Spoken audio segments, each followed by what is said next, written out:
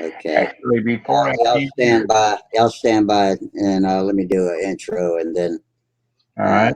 be with you because we just went live on YouTube. And all right, anybody that's watching, as you can hear me say, we are now live. I've been trying since about 7:40 to get hooked up with the server, and it took this long. So welcome, and the links are in the usual places. I think it says take two tonight in the at the bench thread, and that will get you into the Jitsi video page if you've got the camera and microphone, and that's on the Stunt Hangar control line forums.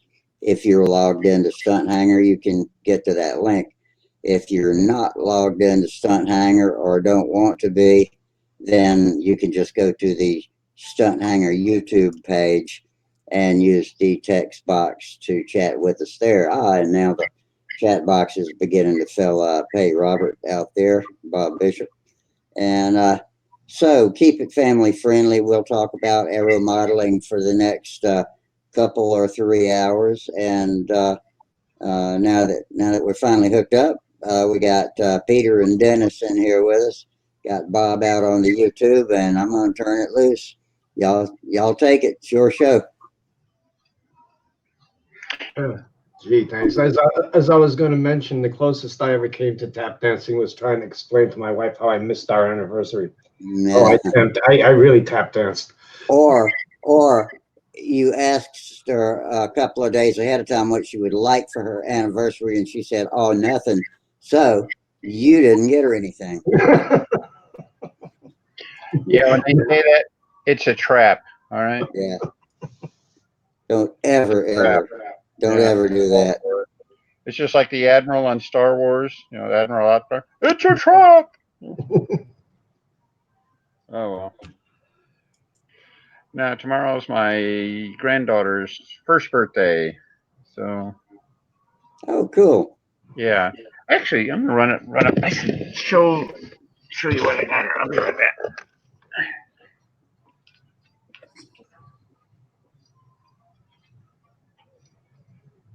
You know something? The one thing with Florida, I miss the basements. In Florida, we don't have basements.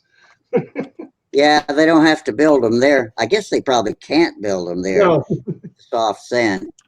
no, it's not that. The water table is so high just about everywhere. You go down more than 4 feet, you're already in water.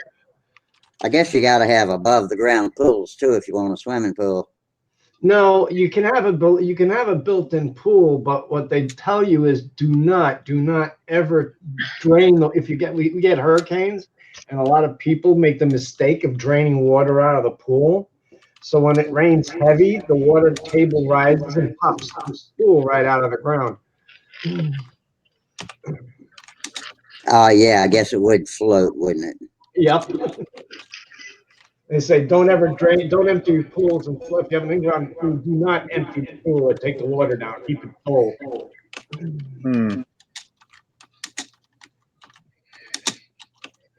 Well, I just got home from spending the week in Muncie. So yeah, I saw all the pictures of you guys up there. I don't know if you can see my shirt here. Let me flip back. I'm not even on your page. Oh yeah. Oh, that's a nice one. That's the same plane that's on the 2016 Stunt Hangar shirt, is it not? No, this Could is be mistaken. for all the finalists in advanced and open class. They gave us shirts. I made the cut. Excellent.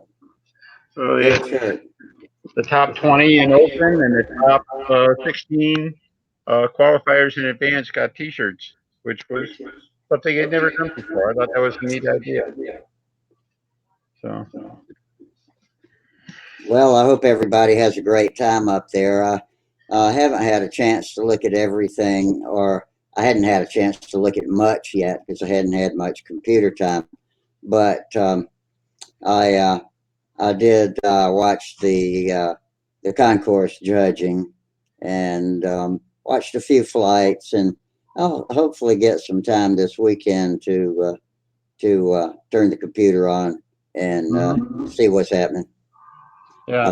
I saw Mike Leinke interviewing, but I had the sound down because Holly was watching TV. So Well, Mike was probably an unexpected choice, but he was one of the appearance points judges, and I didn't know beforehand he was going to be doing it. Him and Mike Eber, who is a longtime stunt flyer. I mean, he's been flying stunts since the early 1950s. He's hometown boy there in Muncie. So the two of them were judging appearance, and I thought they made a heck of a team.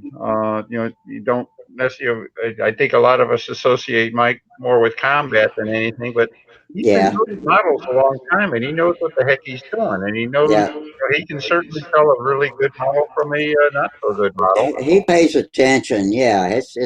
just because he hadn't been into it for a long time doesn't mean any of it's lost on him. Well, that's it. I mean, he knows how to get things done, and he can see when people are cutting corners or anything like that. So it was good. Yeah. So okay, yeah. There's the other thing I wanted to show you here. Went to the AMA Museum in the gift shop. I saw this. Oh, future pilot. Yeah, Oh, little shirt for the wee ones. yeah. That's my like I say, my granddaughter's first birthday is tomorrow. Oh boy. So I get the T-shirt, go to pay for it, and I mention it's my granddaughter's birthday, and the lady there at the counter reaches behind the cabinet and says, "Oh, if it's her birthday here, why don't you take one of these too?"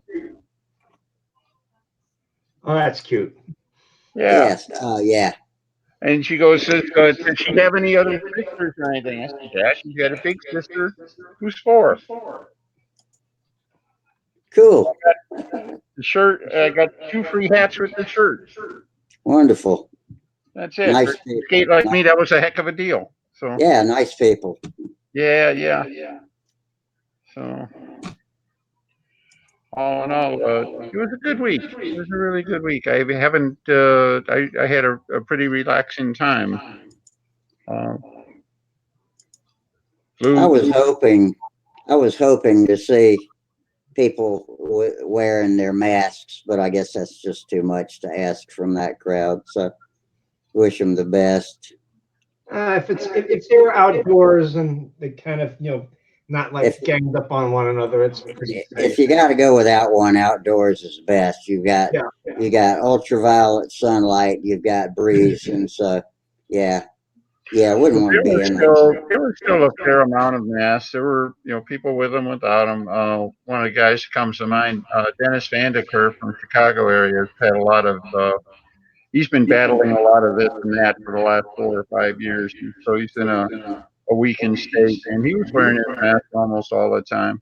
Yeah, anybody that's Did not got slow some him health down any. problems, Yeah, anybody that's got some health problems should yeah. protect.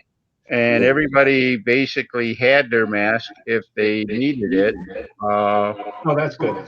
the restaurants were all basically on a 50% capacity rule. And in fact, the one McDonald's we were going to for breakfast didn't even have their dining room open. Yeah, So, but all in all, it didn't seem to be that cramped or anything. Everybody's making do. good. People who are waiting outside the restaurants a lot of times would be wearing a mask. Yeah, Uh, no particular old or young or anything like that. It was just uh, some people who felt who wanted or felt or needed or whatever to wear the mask were wearing it, and nobody gave a darn one way or the other. I don't think. right. Yeah. Well, good. I'm glad that they're making an effort. Yeah, people I'm were there. not one of the I'm not one of the hoax um, bandwagoners. I believe that it really needs to be, done with caution. But anyway, that's all I'm going to say about it. I just probably shouldn't have said anything anyway. But hope everybody's safe, plays safe, and has a great time. I'd love to be there.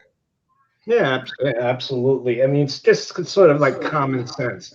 If you're liable to get sick, then you wear a mask. If you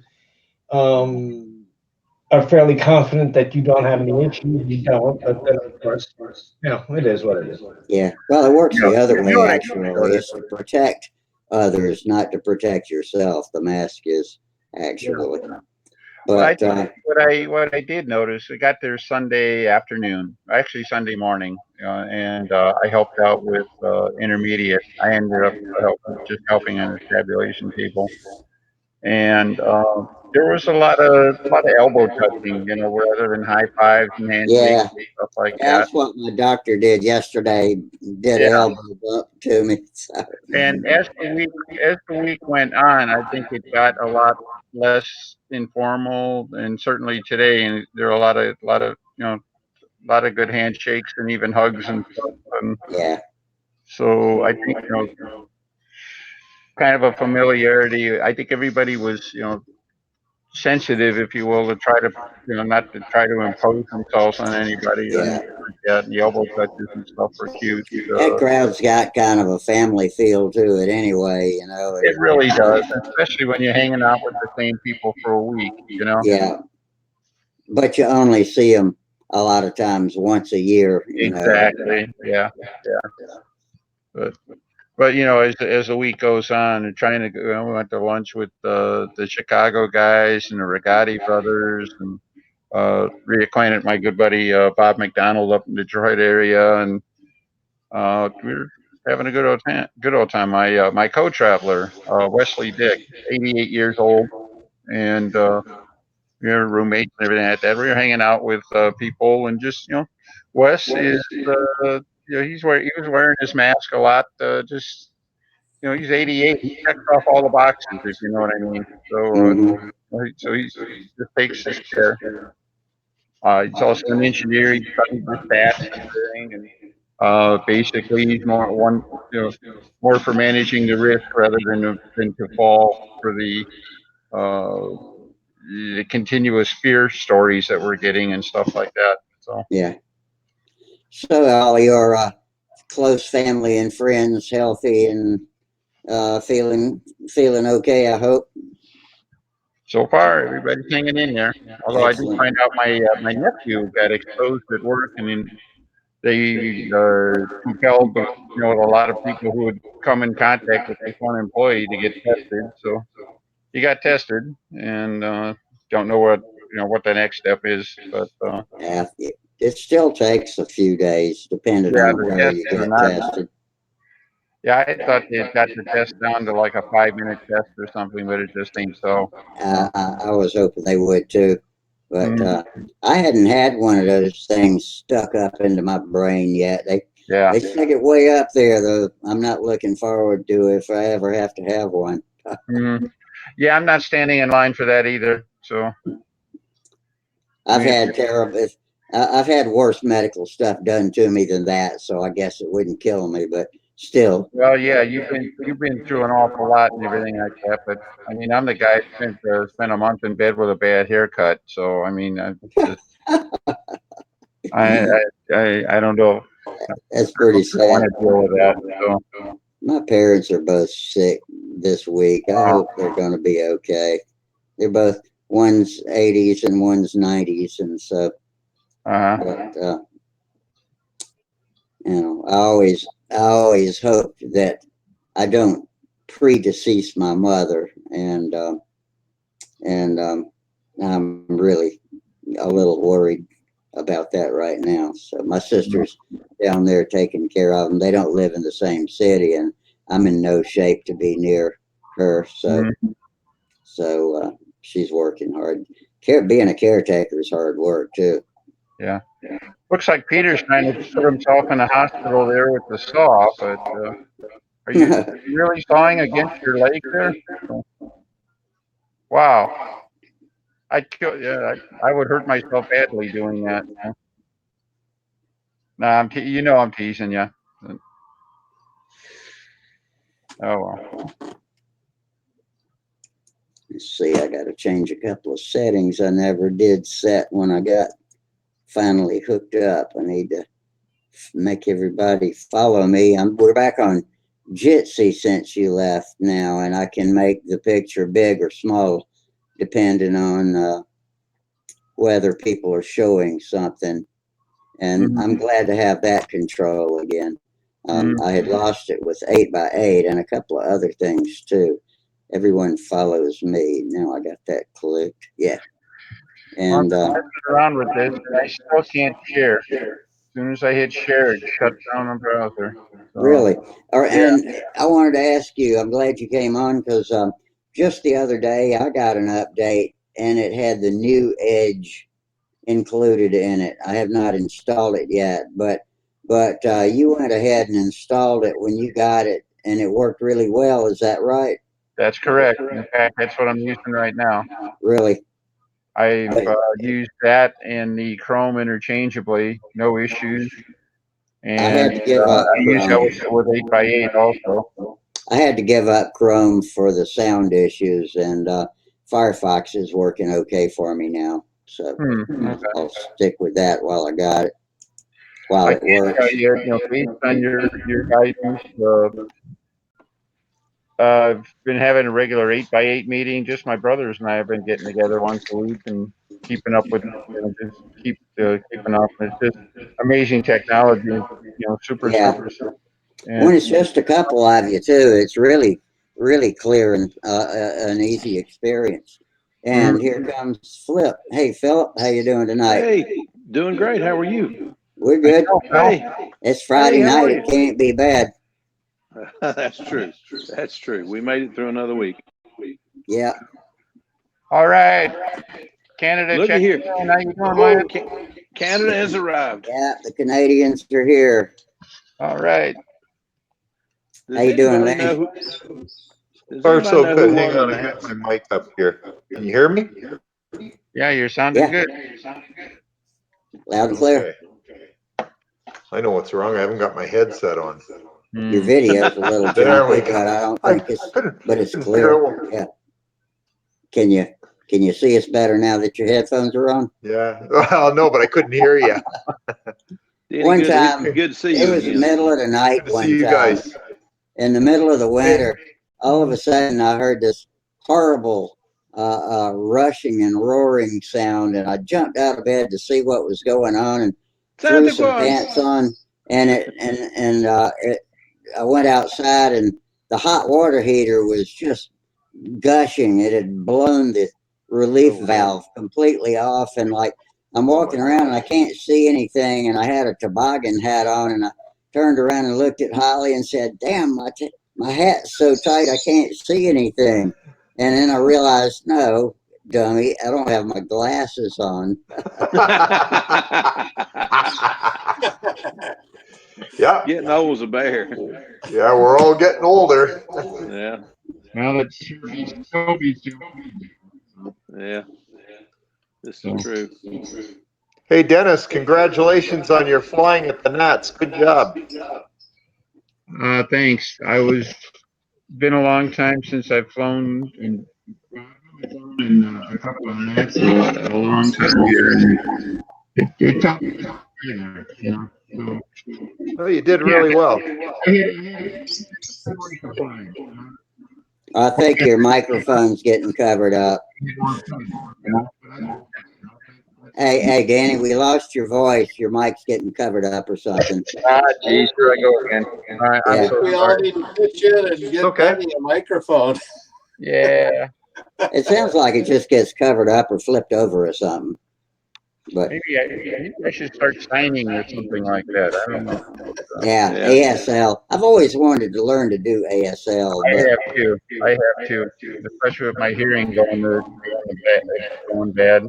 I was standing out in the parking lot one day. I was on a trip and stopped for a snack at Hardee's, and there was another car across the parking lot that had apparently done the same thing, and there was a whole family out there in this heated argument, but it was all in ASL, and they were just whipping and signing, and nobody was there. Wasn't not a noise, not a peep, but boy, they were serious. They were really going at each other. Man. No slaps in the face or anything. I wonder if anybody ended up having to go wash off their hands with soap and water or something like that. Huh? Yeah, That's a wash good your one. hands off with soap. Yeah, you go wash your hands. Or whatever. Oh well. Hey guys, what did Trayan win something? I thought I Yes, saw him he get a did. trophy.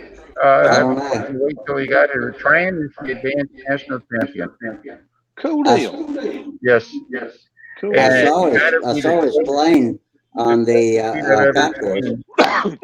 He won by 1 point, and Wow. the format was flying on 2 different circles. He won by a half point on each circle. Good grief. Wow. Good grief. That's all it So takes. I What can't event? imagine, a closer competition than that.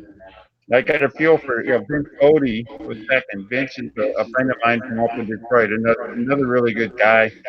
I got a feel for him, but Wow. Tryon was flying well, so I'm not surprised. So, I saw him. I think it was Tuesday. He was mhm. trying to figure out. Sparky was talking to him, and he was trying to figure out how to solve his bounce at the bottoms. And Sparky was telling him to get a handle and let that bottom, the overhang out one link, one bolt hole. But his handle doesn't do that. So Yeah, most of the time it comes down to go practice more, yeah, that's true. it just so. But he did tell me he was making some adjustments to his airplane, and he got it flying better. I thought his airplane flew. It does fly really well. And he asked me to watch one of his flights in the first Yeah. round of qualifying. He had to rework that plane after hitting his flight box. Were you here for I, that? I remember several sessions. He seemed to be rebuilding it during the session and stuff. Mm-hmm. Yeah. But he had everything was working again. So That's good. Well, You know, good for him. your dad told me one year at Tucson, we were talking about getting better and progressing. He told me that perfection is in the bottom of a gallon of fuel. We just don't know which one, so yeah, we have to burn massive amounts to find the right one. that's it. Your That's dad was a exactly it. character. Yeah, I So miss him. I miss your mom too, but they were some sweet people. well, I appreciate that. I remember you hanging out with Dad the last time I was able to bring him to Brodak. He had a lot of Yeah, people who were there that year, and you guys were yeah, hanging out quite a bit. That was neat. So yeah. I always loved him. He was just. I always called him Mom and Papa Stunt. I don't know. yeah, he was a real character, that's for sure, and he sure touched a lot of people. I made a comment after we lost him. It's like, we're going to be telling stories about Big Art for a long time. Oh yeah, oh Yeah. yeah. Most Most of them are going definitely. to He be was definitely one of a kind. yeah. Yeah, it's just an odd emptiness when you lose somebody like that. It's just Yeah, the Well, world. Art, It's like the whole world's just got a hole in it. yeah. Art just had a weird way of he watched my patterns and he walked up to me and he says, "Why do you do your horizontal eights this way and your vertical eights backwards?" And my answer was, "Well, Art, I've always done it where you start over off your right shoulder and come up through the center, just like that way it feels like the modern pattern and it's more familiar." He says, "But it ain't by the book." I said, "But Art, if I've turned the other direction, it's the same thing. It's just backwards." And he just could not. that But was yeah. I know exactly what you're talking about with the overhead eight. And yeah, when we first started flying, and we were flying with some people, we used to, most coaches, they climb up into it, so, facing the same direction, do it, and then they mm-hmm. turn around on their edges. But there were a few people who would climb and turn around and fly it in his, as he's described, like a lazy eight. Yeah, I mean, the loops are in the same place yeah. because your Are we body talking about in the opposite direction. Are we Okay. talking about you fly the Pampa 8 backwards? No, Yeah. no. Well, If you, he said it was backwards.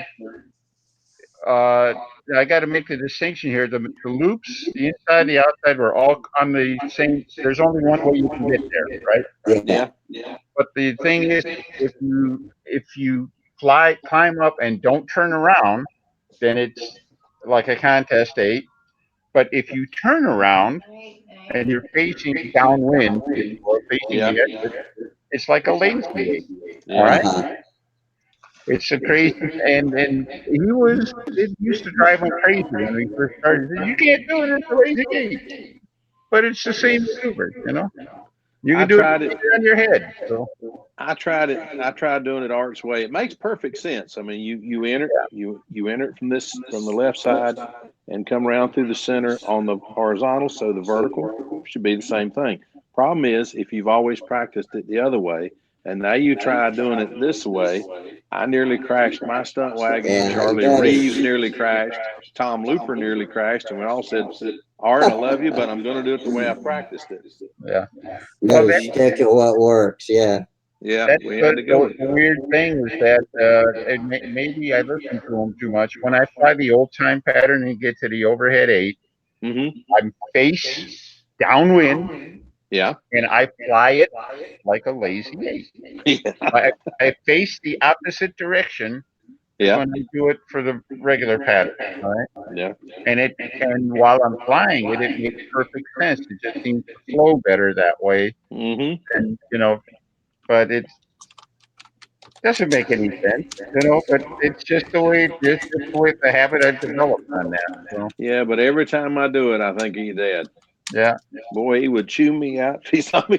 yeah, you do that. He was a character, but he explained more. I went to see one of his stunt schools, and he explained more in 30 minutes than I'd learned in 30 years. He was So really good at coaching people like that, and those his he stunts. was. He was really good at that. He really was. He was amazing. And I have he could really. YouTubers.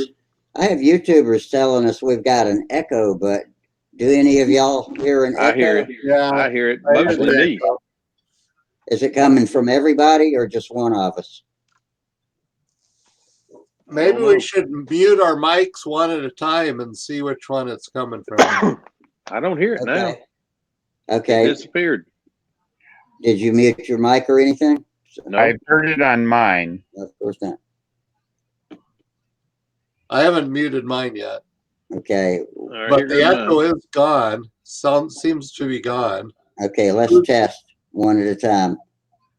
I'll go first. Okay. Muting now. Testing 1, 2, 3, 4. Testing, testing. Now I'm unmuted. No, well, you weren't muted, Rusty. We still heard you. Oh, I hit the wrong mute button. Duh. Okay. All right. One more time. All right. Hang on. I'm going to mute right now in 2 seconds. Okay, 1, 2, 3. All right, somebody talk. Denny, you talk. all right. Nope, no echo. Whatever. Yeah, there is Okay, an I'm back echo. on. Is I'm it back on on. mine? No, when Peter talked, I heard an echo though. Peter, talk again. Hello. Hello. 1, 2, 3. Don't hear it now. I'm not hearing it now. I did just turn my volume down. I hear on my I'm microphone. going to turn my microphone volume down. Sometimes that can do it. Yeah, I actually it's my speaker volume, not my microphone volume. So I might have been getting a feedback loop there. Yeah, either one can do it. Yeah. Yeah, I got both of mine turned up, probably too loud. So go to my sound manager here and Yeah, turn just down. turn it down. That ought to work. There's the echo. No, we got echo. Yeah, I hear the echo now. You do? It comes Yeah. and goes. I think the echo is on mine. No, you're clear as a bell. Huh. Okay. Testing 1, 2, 3. It's gone now. You're clear. I don't hear an Oh, echo ever, anytime. I don't know. I I don't don't know. know. We'll just try it and see what happens. Yeah, Yeah. it comes and goes. It's not interfering. If it's not interfering with us, then No. Yeah, Where'd Lynn go? Get the echo. Maybe we can pretend we're in a sound chamber and start singing, background Oh, vocals or something. I don't Oh, know. Lord. Naomi came in, and so Len muted and shut off his camera for Ah. time. I think he'll be back. Oh, yeah. Anyhow, Nothing wrong with that. Yeah, my mic is down and my speakers are down now, so that's as good as I can do. I should turn my video quality down too. Yeah, that's always a good idea. There we go. Especially when the show starts filling up with people. I'll do mine too. I turn it down to standard definition. I just did too. Yeah. I gotta go get me a shot of coffee. I'll be right back. Y'all have fun. Don't burn the house down while I'm away. All right. Lord. Sounds like what my dad used to say every time he'd leave for work. Don't burn the house down. Well, I started a YouTube channel. Uh-oh. Got some videos posted on there. If you search under YouTube for Tom Ramel, you'll find them. All righty. Terrific. So what kind of stuff are you posting? I posted some flights, both with the camera on the plane on my big Polaris. Ooh. Seaplane landing on the water and taking off. Oh, And that sounds good. I've got one of a twin gyro airplane flying, the maiden flight of that, which took 3 times to get it to work. Oh man. And then I'm posting a series of videos on building the Carl Goldberg Gentle Lady kit. Oh yeah. So I think that's one of the few sailplanes I've never built. it's going to be 4 videos, so I've only got 2 posted right now. Yeah, I never built one, but I saw a lot of them fly and flew against a lot of them. Boy, Me those too. were nice flying airplanes. They sure were. I always loved the other one, the one with the T-tail, though. Yeah. Sophisticated lady. Yeah. That thing was beautiful. I never had one, but I always loved them. Mm-hmm. The thing about it, I remember buying those things for $14. And you look at them. More. No. Now, if you see one on YouTube, it's $200. Yep. Wow. No, I like it, but not that much. That's about it. I have one on floats. Airplane be an easy stretch build. So. It would be if you get the plans, Danny, but you can't get the plans. Yeah. That's like that SIG, plane we was talking about the other week, Acrobat. I've looked everywhere for those plans. There's a guy that's got them posted and says that you can get a PDF download. I can't get it to print. I can't get it to come out. So I don't know. Now, which Acrobat do you mean? The SIG, the big stunt plane, or yeah, it was a big stunt plane. Yeah, 35 size. Mike Scott. I think I got that plan. Mike Scott. I can dig it up here. I appreciate it. I'd like to build one of those. Tom Looper built one 35 years ago, I guess, and flew it one season, and I don't know what happened. He got aggravated with it somehow, which is, Tom, that's terribly uncharacteristic for him to get aggravated with anything. But he was having a fuel problem; it just wouldn't run, and he got upset with it and said, "This is enough of this," and that was the end of that model. So anyhow, I just think I want to try one. I always thought it was a beautiful paint scheme. It just I always so well liked that airplane. I agree. Oh yeah. I got the plans with the idea of I wanted to put a higher aspect ratio wing on it, but basically keep the rest of the airplane. I thought that would make a pretty good scale job. You know what's weird? If the real plane is a high aspect ratio wing. It is. But there was also a later version of it that was a low aspect ratio, but that isn't the one that they were modeling. Yeah. It was what, the Zen Acrobat, I think. That was the Acrobat, and there was a Zlin 50 that the fuselage, fin, everything like that looked very much the same, but it was a shorter wing, more of a wing thing. Yeah. And Steve, I apologize. For what? That thing is sitting on my bench. I didn't get it done. Oh, that airplane? Yeah. I forgot all about it, actually. Yeah, I've been hiding out from you. So I got it. I was working on my my stunt plan, and I got it going, and I just did not get to finish the Mustang. It's ready to cover, and I'm going to cover it. I hope yet this week. But well, Well, I mean, the plan was, I'm a beginner, so yeah, the plan was to give it out at Brodak, and then that didn't happen. So then the Nats, but maybe they'll do it at Brodak next year, and we can yeah. give it away. There's a lot of hope right now that they let us do a memorial at Brodak. Nobody's really approached Buzz or anything like that, but there's a lot of talk like that we're going to try to do that, or try to get her to buy into the idea at least of doing just one more, So I think I think there's a lot of people, and any of the regulars there and stuff would love to go back just one more time. Yeah. And, if you recall at what turned out to be the last meet, John was so sick and he got out. They interviewed him. Well, Sparky interviewed him, and he said he wanted to do two more, and make it an even 25. Well, two more would have been this year and next year. Yeah. Yeah. So of course this year was a loss, but Well, next that year would have been and his do a first. memorial with his plaque out there. Yeah. The flip side of all of that is, the local club used to use, of course, they used John's backyard as their flying site. Yeah. And I guess they Buzz put up no flying signs. So. Oh, no kidding. Yeah. So, my gosh, that's certainly her right to do that. So, Yeah.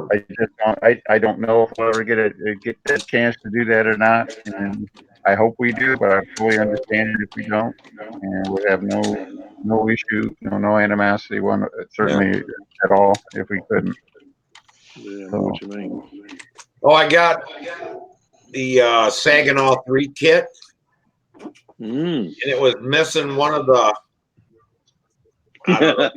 bearing thing on the side for it looks like a jet intake. Yeah. Yeah. And I was on the phone with them for about an hour yesterday, and I guess someone drew up the parts list, or they told me his name, and he put down 1 instead of 2. Yeah. So Peter had the same problem. Huh? I think Peter had the same problem. What's that? Yeah, he was missing the same part. Yeah. Yeah. What's that? Which part is that? That jet intake on your Saginaw. Is that one? Yeah. Yep. Yep. Yeah, I was missing one. I was on the phone with them yesterday for about an hour, and Over a piece of balsa wood? they figured out. Yeah, so they sent me they sent me the other Yeah, they side. sent me one, but they didn't realize every kit didn't have that. Oh. Oh wow, that's a big mistake. So Well, it was a packing list problem. That's exactly, every single one of them had it. So. Yep. So they fixed that, and on the plan, it says that's supposed to be 1/2 inch, but it's actually 3/8 of an inch. Yeah. And I noticed that. Huh? Yeah, that's 3/8. That's what they sent me. Yeah. So they said they're gonna next time they print plans, they'll change that on the plans. They said that was a print shop error, but either that, luckily, I don't see John Miller on. We gave him grief. Well, it wasn't John Miller. They Pete something. I thought they said did the takeoff on it or something. I don't know. They gave me the guy's name, but okay. So it says on the plans, it says AutoCAD by John Miller. yeah, he did the That's just the AutoCAD, plans. and then somebody else did the takeoff on it or something. Oh, okay. Whose name is on the instruction manual?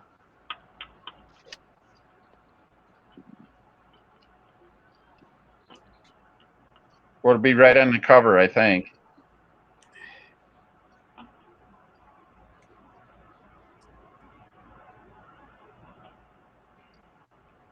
Okay, and the one I did, they put it right on the front cover. So, okay. Did you guys already talk about the results of the advance at the Nats? Yeah, Trey Yes. won it. Yeah. Cool. And then Dennis Nunez got third. Dennis got Right. third. I did not see that. Yeah, Okay. Dennis Nunez. He He's seemed on to here be from having time to time. there. What did you win, Dennis? I want a T-shirt. You want a Oh, T-shirt? no. Did you not? Yeah. Did you? That's a pretty T-shirt. Oh, I like that. That's Yeah, always love that airplane. Maybe top 20. I think I ended up finishing. I think it was 15th or something like that. What'd you Oh, fly? very good. What plane did you fly? Just my newest one. It's not like anything. My stuff doesn't look like anybody else's, but Well, So- that's a good actually, thing. yeah. So Les couldn't finish, huh? You got that vertigo going again? Actually, what got him, he was flying fine. What really got to him is we got some really nasty wind, and he really didn't want to take it. That's not his favorite condition to fly under the best of circumstances, and he just didn't want to take a chance on it. Oh, I think he could have flown, but he hasn't been flying in the wind. And well, he flew his first two patterns after we got there. All right. Oh, Then he okay. flew patterns in classic, and then he flew one pattern on on open the first day of open, under nice weather. And then it got windy in the second round. He passed, and the second day was windy and raining. And he just said, that's enough. So I was disappointed for him that he didn't get his flight, but he was, he toughed it out. He fought his way through the vertigo. He's got his new air. He's flying really good, and and he's ready to fly some more. The contest we got coming up in the Midwest. The month of August, September, we're going to have a spectacular time here. So Cool. That's good. we got I think it's 5 contests in 6 weeks or something like that, starting the second weekend in August. So Yeah, I got to give Bob Hunt a call. I heard that he hurt his shoulder. Uh-oh. yeah, Bob Hunt. Yeah, Bob did hurt his shoulder. He actually withdrew from the contest. He had been having a lot of shoulder and back trouble, but it hadn't affected his flying shoulder. And then the last day of practice, he put in 15 flights, and the first day of qualifying, he couldn't even stand upright. So, Wow. 15. Wow, that's a lot of flying. yeah. He probably overdid it, Yeah. I don't think I've ever Yeah. put in 15 flights. Borderline on with issues like that, it probably wasn't the best thing for him to do. No. That's your perfect hindsight, for the moment. Who knows? He might have had a bad shoulder. Or his shoulder might have been hurting even if he hadn't flown. But he's had on and off. He's had a lot of back problems and stuff over the years and stuff. Yeah. And so really, really sad, but I guess not completely 100% unexpected. I don't even think I'd be in good shape if I went out and did 15 flights in a day. I'd have trouble flying the next day too. I don't think I've ever done that many in a day, except for maybe for half a sport flying. And That's a lot of Bill flying. just Yeah. dropped in. Hey, how you doing, Bill? I think 12 is the most I ever did in a day. All right. Charles I've Carter, I got never to hang been out a with Canada. John Wright again. I hadn't seen him in a long time. It's good to see him. Who are you talking about? John Wright. Oh yeah, John Wright. Yeah, I watched on Stunt Hangar. Yeah, John Wright said this might be his last hurrah at the Nats. Mm. So we'll I don't know see. if it was. It looked like he was having a pretty good time camping out there in the parking lot and everything. He and I were at the AMA Museum, and there was a display there on the Nationals. One wall was just basically a history of the Nationals. And they had a picture of the work hangar from 1969. The old Navy Nats, they used to have the work hangar and thousands of people in there, literally. He walks up and he points. He says, "That's me." And he pointed, "That's my buddy." I forget the man's name. "That's my buddy, so-and-so. And over here, this is Terry Prather. And, with the designer of the winder. And you could see, he's like sitting on a bench working on an airplane, and there's winders all over the place. There had to be a dozen of them, on the table behind him. Wow. So I looked in the rest of the picture, and I saw a U-Haul trailer up in a different part of the picture. And my family, we always used to take a trailer to the Nationals and park it inside. And so I just reached up with my camera and I took a picture of the trailer. Right. And then I expanded on my camera. I think I'm in that. Wow. I was there. Amazing. Yeah. That's awesome. Pretty neat. Yeah, that's it. So both John and I we got a contact there. The lady at the museum, we're gonna see if we can get a high def, picture. And really, what he's clearly, I mean, his picture, he's right in the foreground. This is pretty clear. Mine's in back, and you might have to take it on faith that it's me. But I used to have color. I used to have hair, and I used to have color in my hair. You know. Right. Yeah. I remember. It wasn't always platinum, shall we say? So. Hey, Eddie Sutter out over on YouTube wants to know if you can win any money at the Nats or just trophies, and my answer would just be trophies. Isn't that right? Yeah, fortune and glory, man. Do it for just trophies. the money and the women. So what can I say? If you're in it for the money and the women, hadn't you're heard got much luck. of any contest that gives money away except for down there in Florida, I King think. Orange. Yeah, King Orange. there's Yeah. a few, but one of the neat contests, Cold Cash Speed Bash down in Dayton, Ohio. They've been doing it for 30 years anyway. And basically, they take the entry fee and they give I think it's 30% of the entry fee is first place and 20% second. Numbers like that. Yeah. Basically, it saves them. They don't buy trophies. They just hand out the entry fee and they guaranteed a certain percent off. For the club to cover their grief. So not a bad format. We ran a sailplane contest like that one year too. Same result. So Cool. kind of a guaranteed income, and didn't have to bother with trophies or anything. So Now, don't the combat flyers get money? I know that's a big contest where the guy that makes guitars. was that the ladder grabber or something like that? Yeah, the Yeah. ladder grabber. Right. Yeah. I think Yeah. that one there used to be a contest that you're right. You're absolutely right. There was a contest that they used to give money. I don't know what it was. I thought it might have been the ladder grabber, which is like the big combat contest. So if Mike joined, I have a couple combat guys down here, and they tell me about it all the time. Mhm. I think you're right, Dennis. First time for everything, Len. So. Yeah. Yeah, I haven't had that one yet. I haven't been right yet. I'm still working on it. Yeah, the other story they told me is that at some contest they put the keys in the on the table, and then I guess the women there pick the keys up and they go home with you. Oh, Yeah, right. Okay. Boy, I don't know about that. I'm not going to that one. I'm never right, so therefore that's not a good idea for me to go to that one.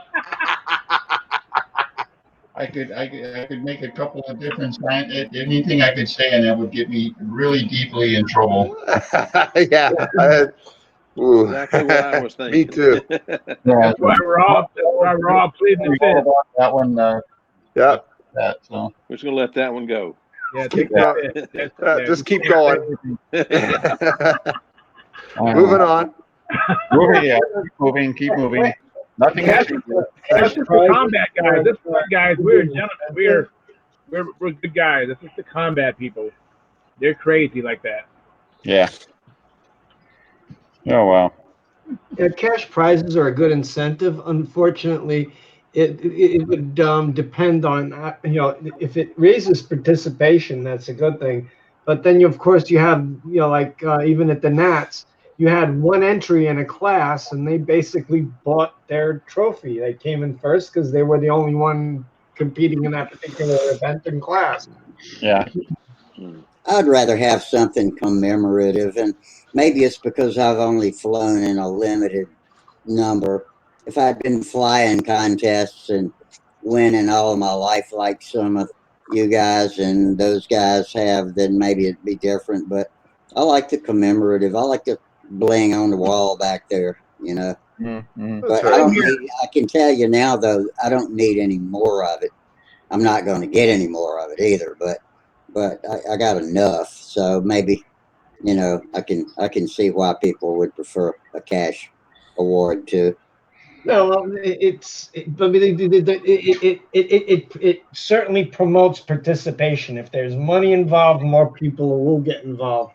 But then I believe this whole conversation happened like several years ago, as far as Control Line was concerned. There was a big debate about it, and it just turns around. And if you're going to do that, then it becomes then you're going to get actually people that want to do this like almost professionally, and then it becomes, you know, who's going to build the models, who's going to, and it gets into a whole big quagmire.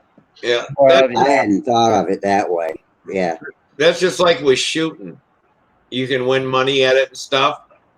And me and my buddy's like, how much money did you win? Oh, I won 120. Ah, shit, I only won 75.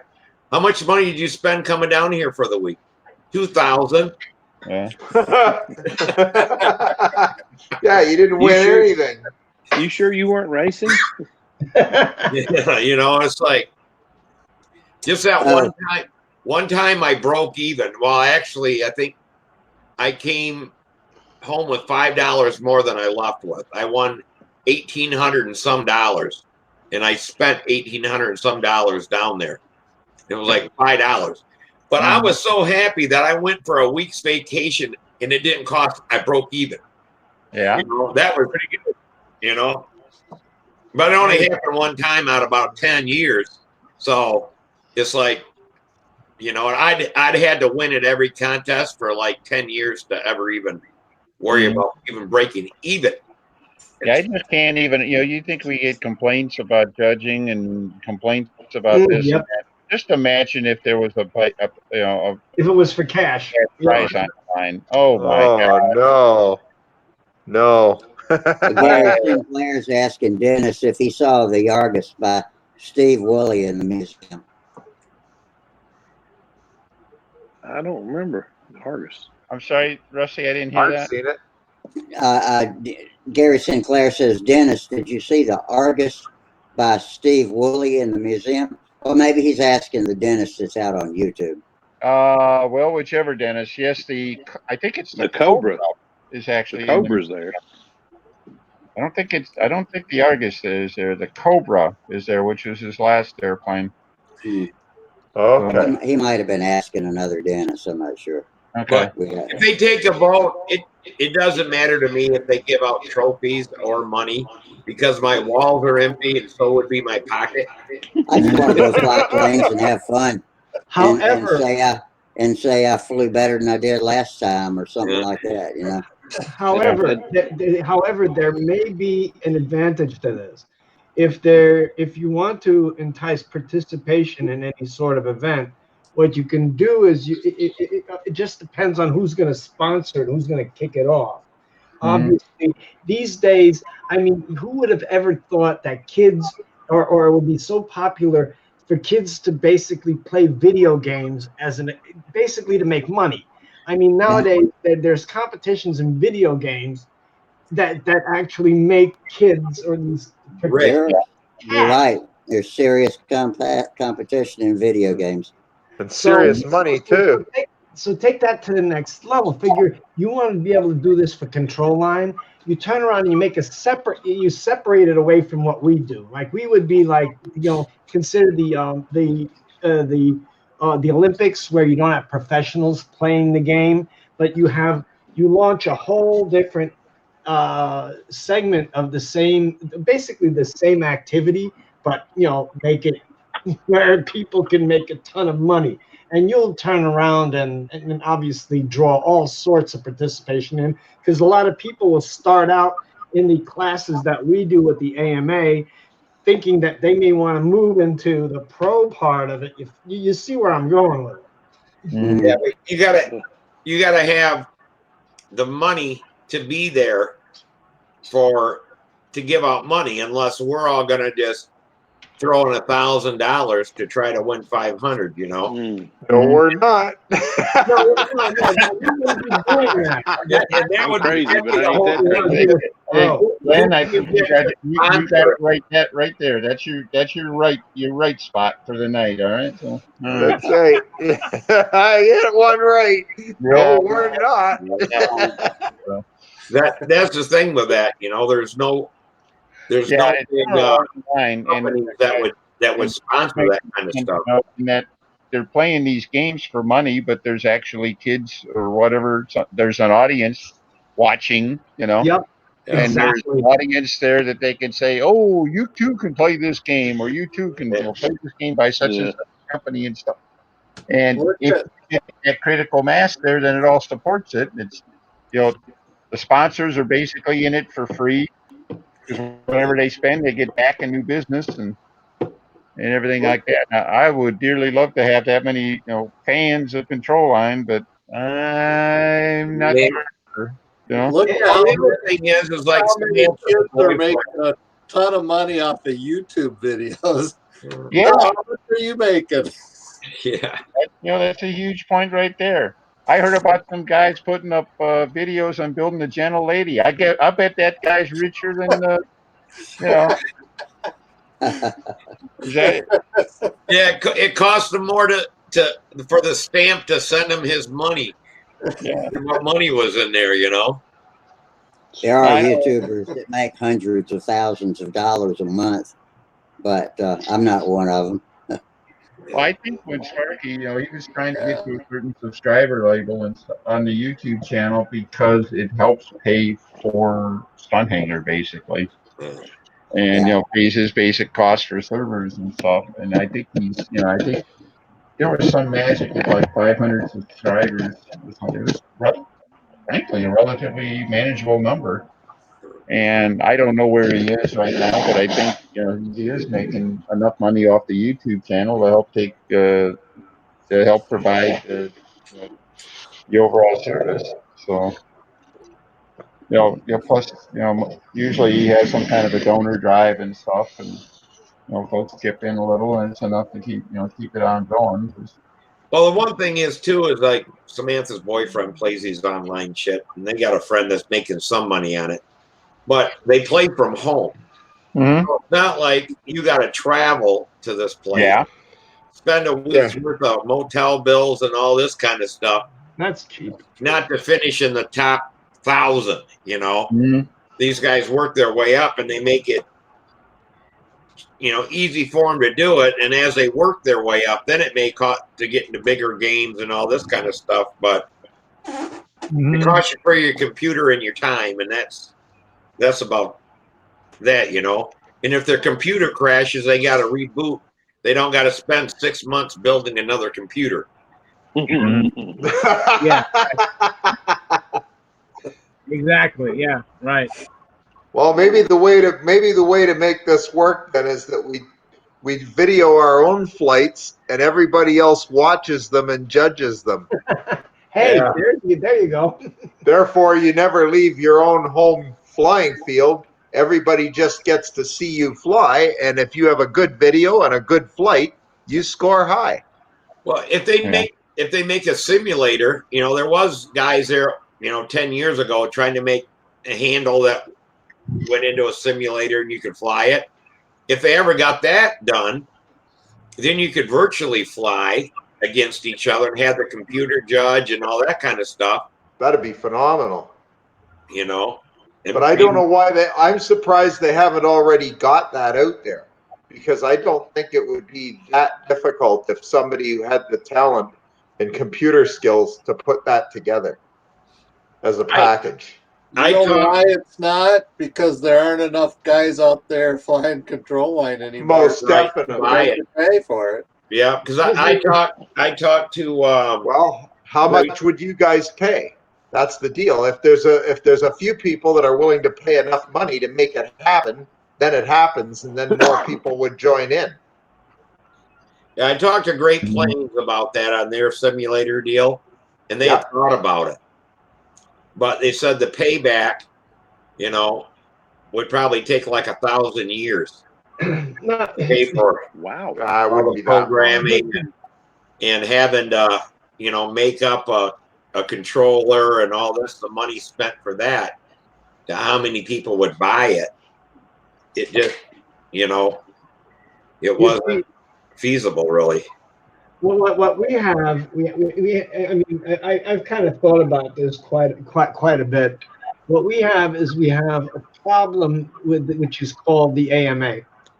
Any kind of sanctioned event or any kind of event that is insured and has insurance for liability and damages obviously has to be sanctioned by the AMA, so all that's covered.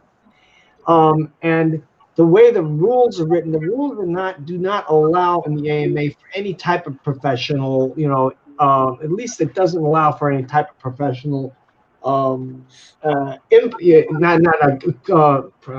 participation. Let's put it that way, because I could see turning around and going to somebody like Elon Musk or any one of the big corporations is like that.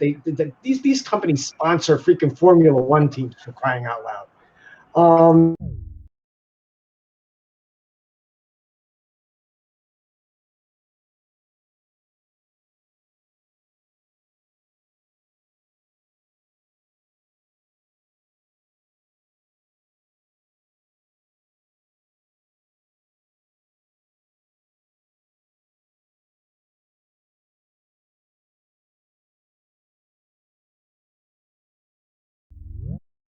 In some sort of way, and of course the AMA doesn't allow for any of that. And if we had Elon Musk do it, then everybody would have to fly electric. That's true. And the problem with that is, A lot of would be a people launch wouldn't do point. it if they had to train to electric. They'd be saying, yeah, I'm not sure I completely agree with you. I should be free to fly anything I want. Sponsors, they have had modeling sponsors for, that certainly have helped put on events. There have been in RC pylon racing, there have been, shall we say, team or, company sponsored people, racing teams like K&B used to sponsor a select group of really good flyers, and they got agents that nobody else got and stuff like that. Heck, even Fox Manufacturing, Fox 35 Stunts didn't get famous for for the million that they made. They got famous for the 2 or 3 dozen they handed out every year to the people who were flying well. It's true. That's the model. That's the model industry. You can't rely on the Yeah, model. what you're saying is the Nats is like I ran the Nats a couple of times, the trophies and what we pay judges and stuff. It's on the order. I'd have to go back and look at the numbers. It's like a $3,500 deal. All right. Yeah, And it's most not. of it is donated. We get donations from people. You pay, and we pay a bigger entry fee than anybody else because a big piece of the entry fee goes to paying for judges and stuff.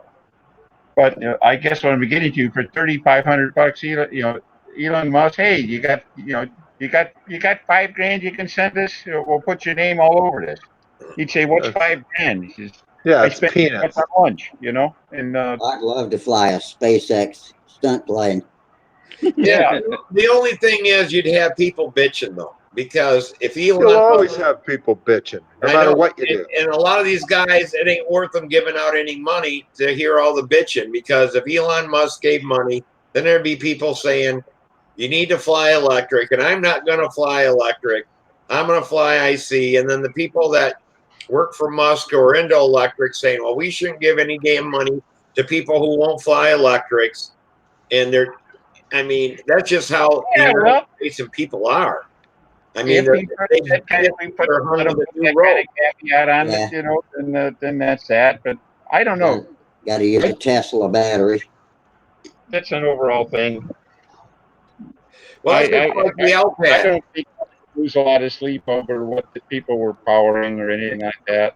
Look So, at the LPAD. The LPAD needs to be replaced and redone and all this, and everybody bitches. Okay, but now you still bitch because it costs you $75 a year to belong to the AMA. That's too much money. Well, what do they think? The AMA shits money? I mean, the yeah. money's got to come from someplace. Are you willing to get the LPAD fixed for control line when we have 50 people going there and saying, okay, you guys all got to pony up $5,000 and we'll fix this. They're going to be going, oh, we ain't going to give you no money for that. Okay. And actually, it may have been the reason the L pad didn't get repaired. They can't find a company in Indiana to do it. All the road companies, the paving companies and stuff, they're working. They got all the work they can handle fixing all our roads, and especially with all the stuff going on in the last year and stuff, they don't even want to quote it. You know, I'm in the Muncie club that's away separate from me. We fly at that Riverside Park. You ever been there? Down it's on the side of town, I guess it is, kind of the southwest side of town. Couple of old circles that are there next to the river. Nice old place to fly. Terrible depending on which way the wind is blowing, but yeah. But we had the same thing, and Alan Goff was there trying to get anybody to quote coming in, and he couldn't even get anybody to come out to look at it. He says, we can't get this is a doggone nickel job, and we got everybody working on road work right now. So okay, Yeah, I want y'all to when y'all get through with this, I want you to educate me about Muncie and the site that we fly on. I know there's something called an L pad, and I presume it's paved. And I want to know, is this AMA piece of property a repurposed old piece of property that used to be something else, or was it purpose built for this? And why L pad, and what else do they fly on there? And just tell me something I don't know about it, because I don't know any of this stuff about the site. It's an old farm. Oh. And actually, a lot of it is still farmed around the borders, and there's cornfields next to the control line pad right now. I want to say 10 acres, but I think it's bigger than that. Yeah, it's got to be way bigger than 10 acres. Yeah, but there's an L-shaped piece of concrete, call it the L pad, room for 4 circles there. There's another piece of concrete a couple 100 yards north of that. It's got 2 circles and cages around it. They fly racing there. Yeah. On one of the roads, there's another piece of pavement with cages around it and screens and nets and stuff where they fly speed.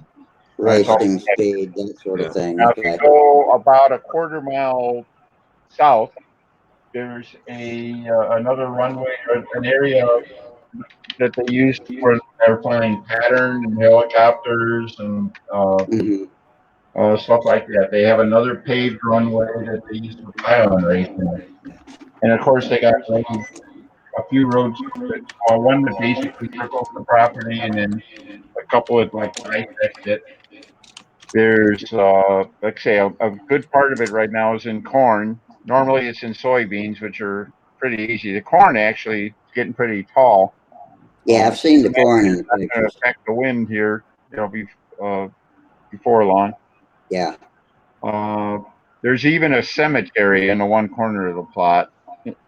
And then just off the property to the south, there's a little airstrip, private airstrip. I was going to ask if you could fly in and out of there in your own yeah, and the airport is kind of in the middle of town, but there is a little private strip there just off the edge of the AMA property to the south. Yeah. You can get go online at the AMA site and you can call up the map. Basically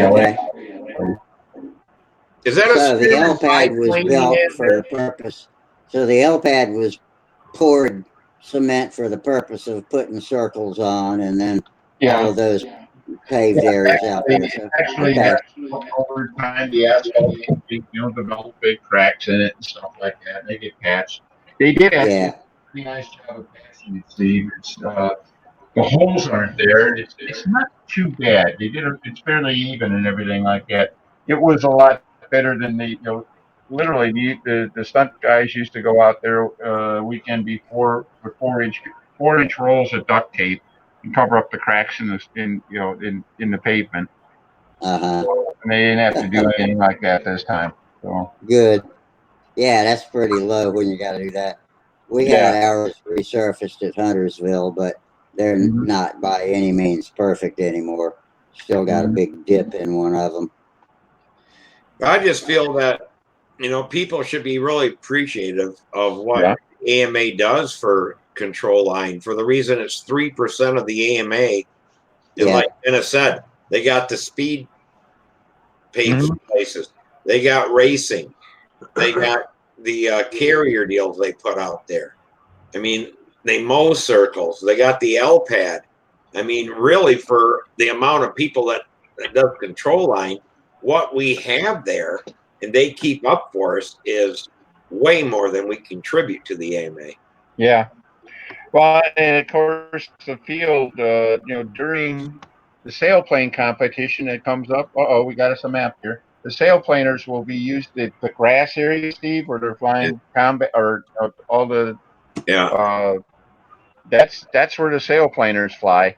And in There fact, it if is. you can launch and circle out over the circle, you're guaranteed to max out. All right, because it's a perfect thermal generator there. The nice big square of blacktop in the middle of the grass. It's perfect. So Okay, so I cannot see what's there's the obviously L the L pad. pad. Yeah. Peter, do you put that up? Thank Yes. you very much. And those white things are All roof right, and then that area to the north, Parking lot. fly the racing. parking lots. Yeah. Okay. Yeah. Parking lot, parking lot, parking lot. There's the speed circle. To the Here's to the the left of pylon the L racing, pad.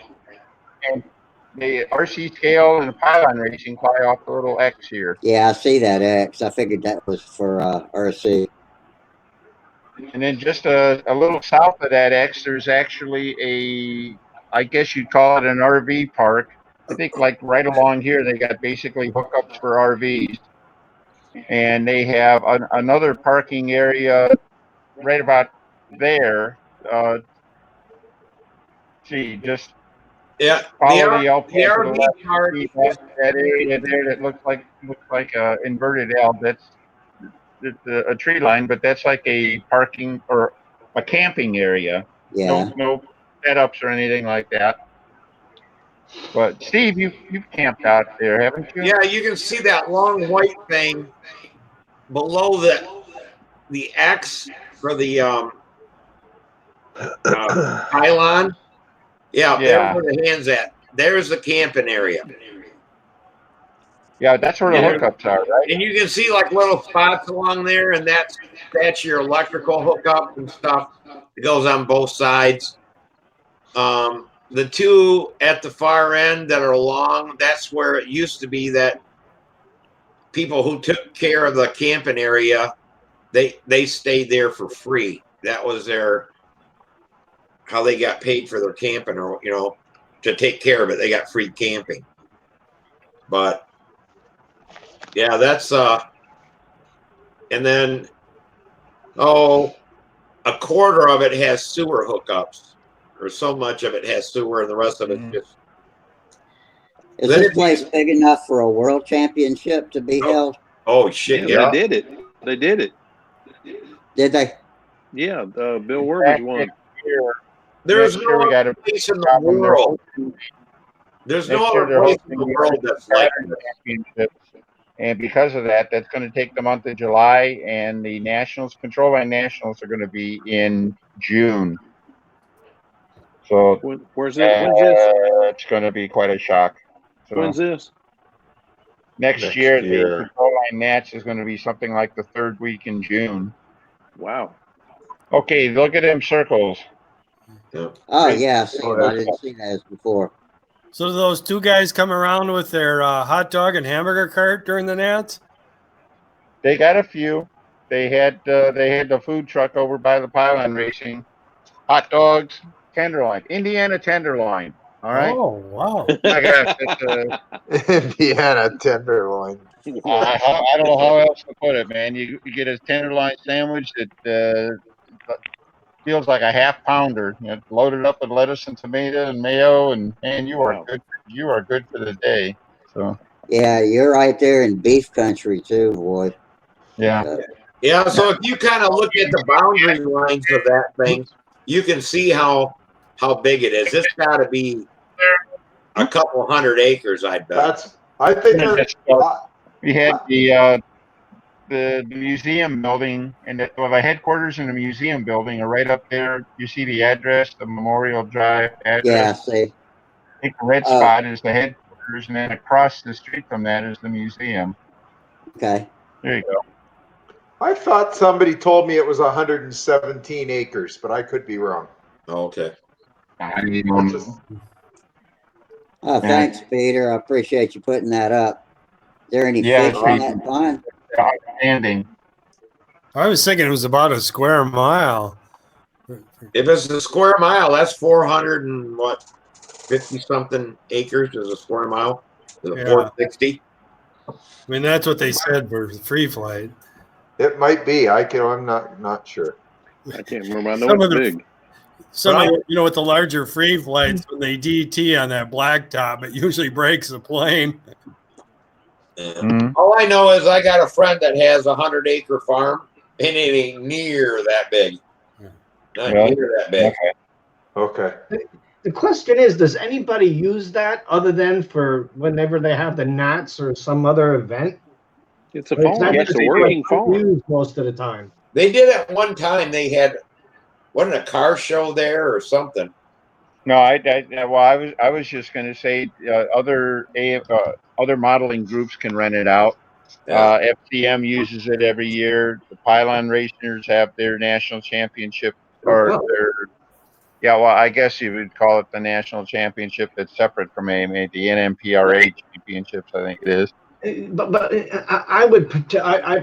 I think that's probably a total waste of assets, to be honest with you. I would expect people to be out there every weekend flying whatever the heck they were flying. Oh yeah, you can do that. I mean, they got locals. You can fly out there anytime you want. Oh, okay. There's somebody always flying there, but it's like one or two. Ah, wonderful. It's not like you need to set a time to get a flight in. Well, the city of Muncie isn't that big. It's how many modelers are in there. But that's the reason why there's so much corn and soybean and all that is because they lease that to farmers. That pays a lot of bills. It's got to pay bills to do that. So. And it keeps the soil healthy too. Mm-hmm. But you don't want to go into the weed and seed. It seems like they rented that to some group one time or something, and they trashed the bathrooms and this and that, and it's not really, they don't treat other people's stuff very well when they, brings people in to make, to do stuff. Yeah. It's no different than renting out your own house. Right. Exactly. Yeah. I mean, is it really worth renting? Renting it out. Not a bit. Well, obviously you'd have to put the controls on that somehow. Mm-hmm. And then you'd have to live with whatever happened too. So. Well, a couple of years ago when people were driving across the field and it was all muddy and you had tow trucks there pulling people out and big ruts and everything, they have to go back and fix them. And that's our own control line people doing it. Yeah. Instead of going around and coming in the right way, they're kind of cut across the field and they bury their 4-wheel drive trucks and cars and everything else in there. Hey, they even do that at Brodax. Yeah, I know it. That's what I mean. Terrible. Hey, John. Some people just don't care. Hey, John, who did the build book for the Saginaw 3? Who did the what? The build book for Brodak.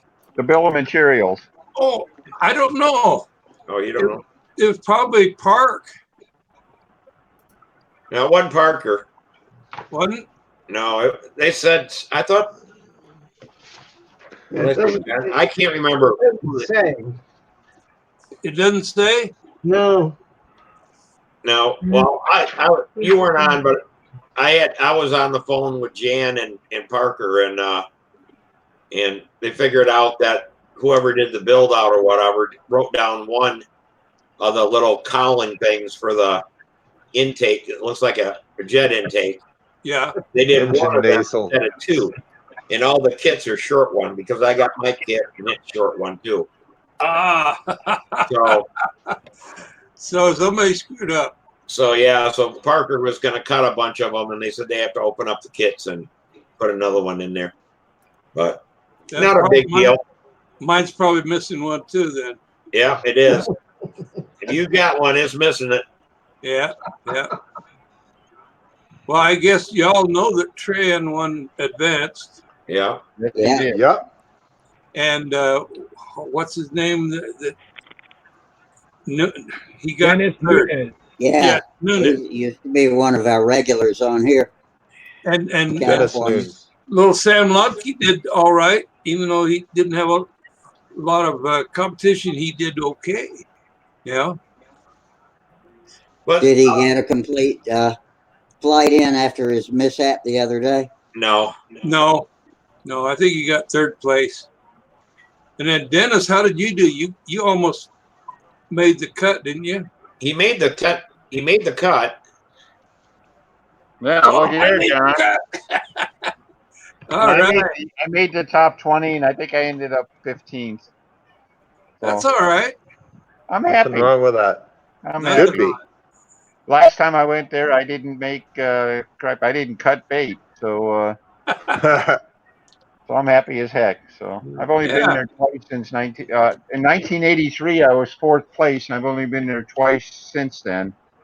I was there in 2015. I really stunk up the joints. The only way to put it. And then today or this week, I did a lot better. I felt a lot better, and whatever. What were you I flying? did. That airplane I told you about, that original. I wish I could put up a picture of it because it's but I can't do it. I can't do a screen share here. But It's got to be a high aspect ratio, right? it actually is not. It's big. It's a 61 inch, 720 square inch. Wow. It might make Len's eyes light up a little bit. I mean, that's right up his alley. But Yeah, there you go. yeah, There you go. Really? yeah. I'm shocked. Yeah. Well, and then it even has a pipe 61 on it. So then I really shocked you. And it's painted green. Who had a green 61 in it? It was Oh, painted. no, it was. Monocoated, solid white. Got a red and blue All right. fuselage, and it's got red and blue California superchargers on it. So, Awesome. How'd you score an appearance? it's got red California superchargers on it. I got 14 points, which That's all right. I was okay with that. So Yeah, that's good. 14 points is I mean, good. wrong with top that? guy, there was What does anybody know what Trey's Revolutions and Sparky's Junar got? What kind of scores in the I appearance? think Sparky was in the 14th or No, I think Sparky was 20. 20. No, he 16. was 20. 16. 16, yeah. Tryon. He was he 15? Yeah, well, Sparky was flying a 3-year-old airplane. I think Charles. I think he was flying the same airplane. Didn't you borrow an airplane from Yeah, Sparky that's the year? one he was flying. Yeah, he was flying that one. Yeah. Revolutions. Yeah. No, we're not talking about that. We're talking about Sparky. Oh, Sparky. Yeah. Yeah, he was Sparky flying plane. an older airplane, the one that Charles flew. Yeah, Yeah. Yeah, Junar XL, the orange and white one. Right. Yeah. Okay. I think it was Sparky's first time qualifying too. I'm not Second. sure. He's qualified Second? before. Yeah, second Okay. time. He came in 20th place. Even 20. Yeah. That's No, nothing wrong. I had flown there in 37 years. I was lobbying for Rookie of the Year. So since I hadn't qualified for 37 years, but heck, that's almost a rookie, isn't it? So, Oh, yeah. I haven't flown a pattern, full pattern, since I got injured, I tried it at Brodax, but I didn't have a big enough tank at that altitude to fly the full pattern. So, Yeah. I haven't flown a whole pattern since I was born. well, I'd get to the vertical eights, and I'd come out of that, and then I'd run out of gas as I came out. So I don't know. I guess I'll still be in advanced class. You fly like I do. John, we'll have to do you like we did some of the guys at half A.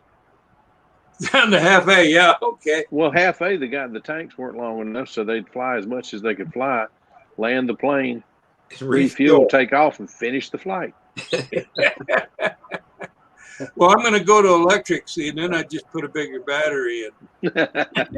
Actually, I don't have to do that. Change in altitude, it doesn't affect it might affect the prop, but if the air got really thin. But there we go. Peter, by the way, just posted the appearance. So. There's the anteater. What? Hey, that's Walker's plane. They nicknamed it the anteater because of the long nose. Oh my goodness! Hey Dennis, did you talk to him and find out why he had that brand new plane there last year, and then he came out with another one this year? What was there something he didn't like about last year's plane, or was he? I don't know. I never asked him about that. I know that this airplane, Paul did a wonderful job. He had I don't think you can really see it in most of the pictures. It was like a shadow paint. He had all of the song lyrics for the Aerosmith song "Dream On," and they were like shadow. You know, that red was kind of a candy apple kind of effect. Really?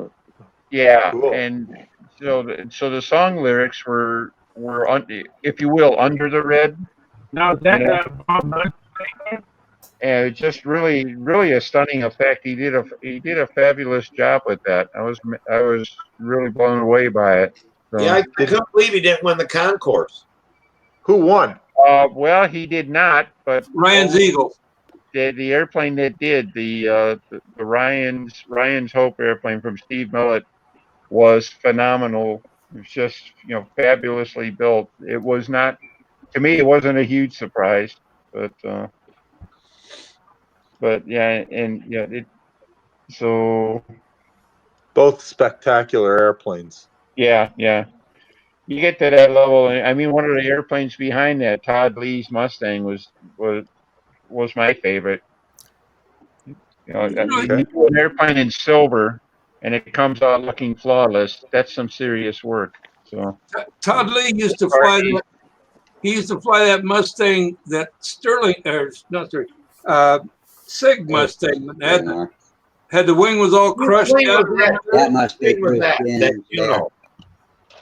Whose was the Juno? Back it up.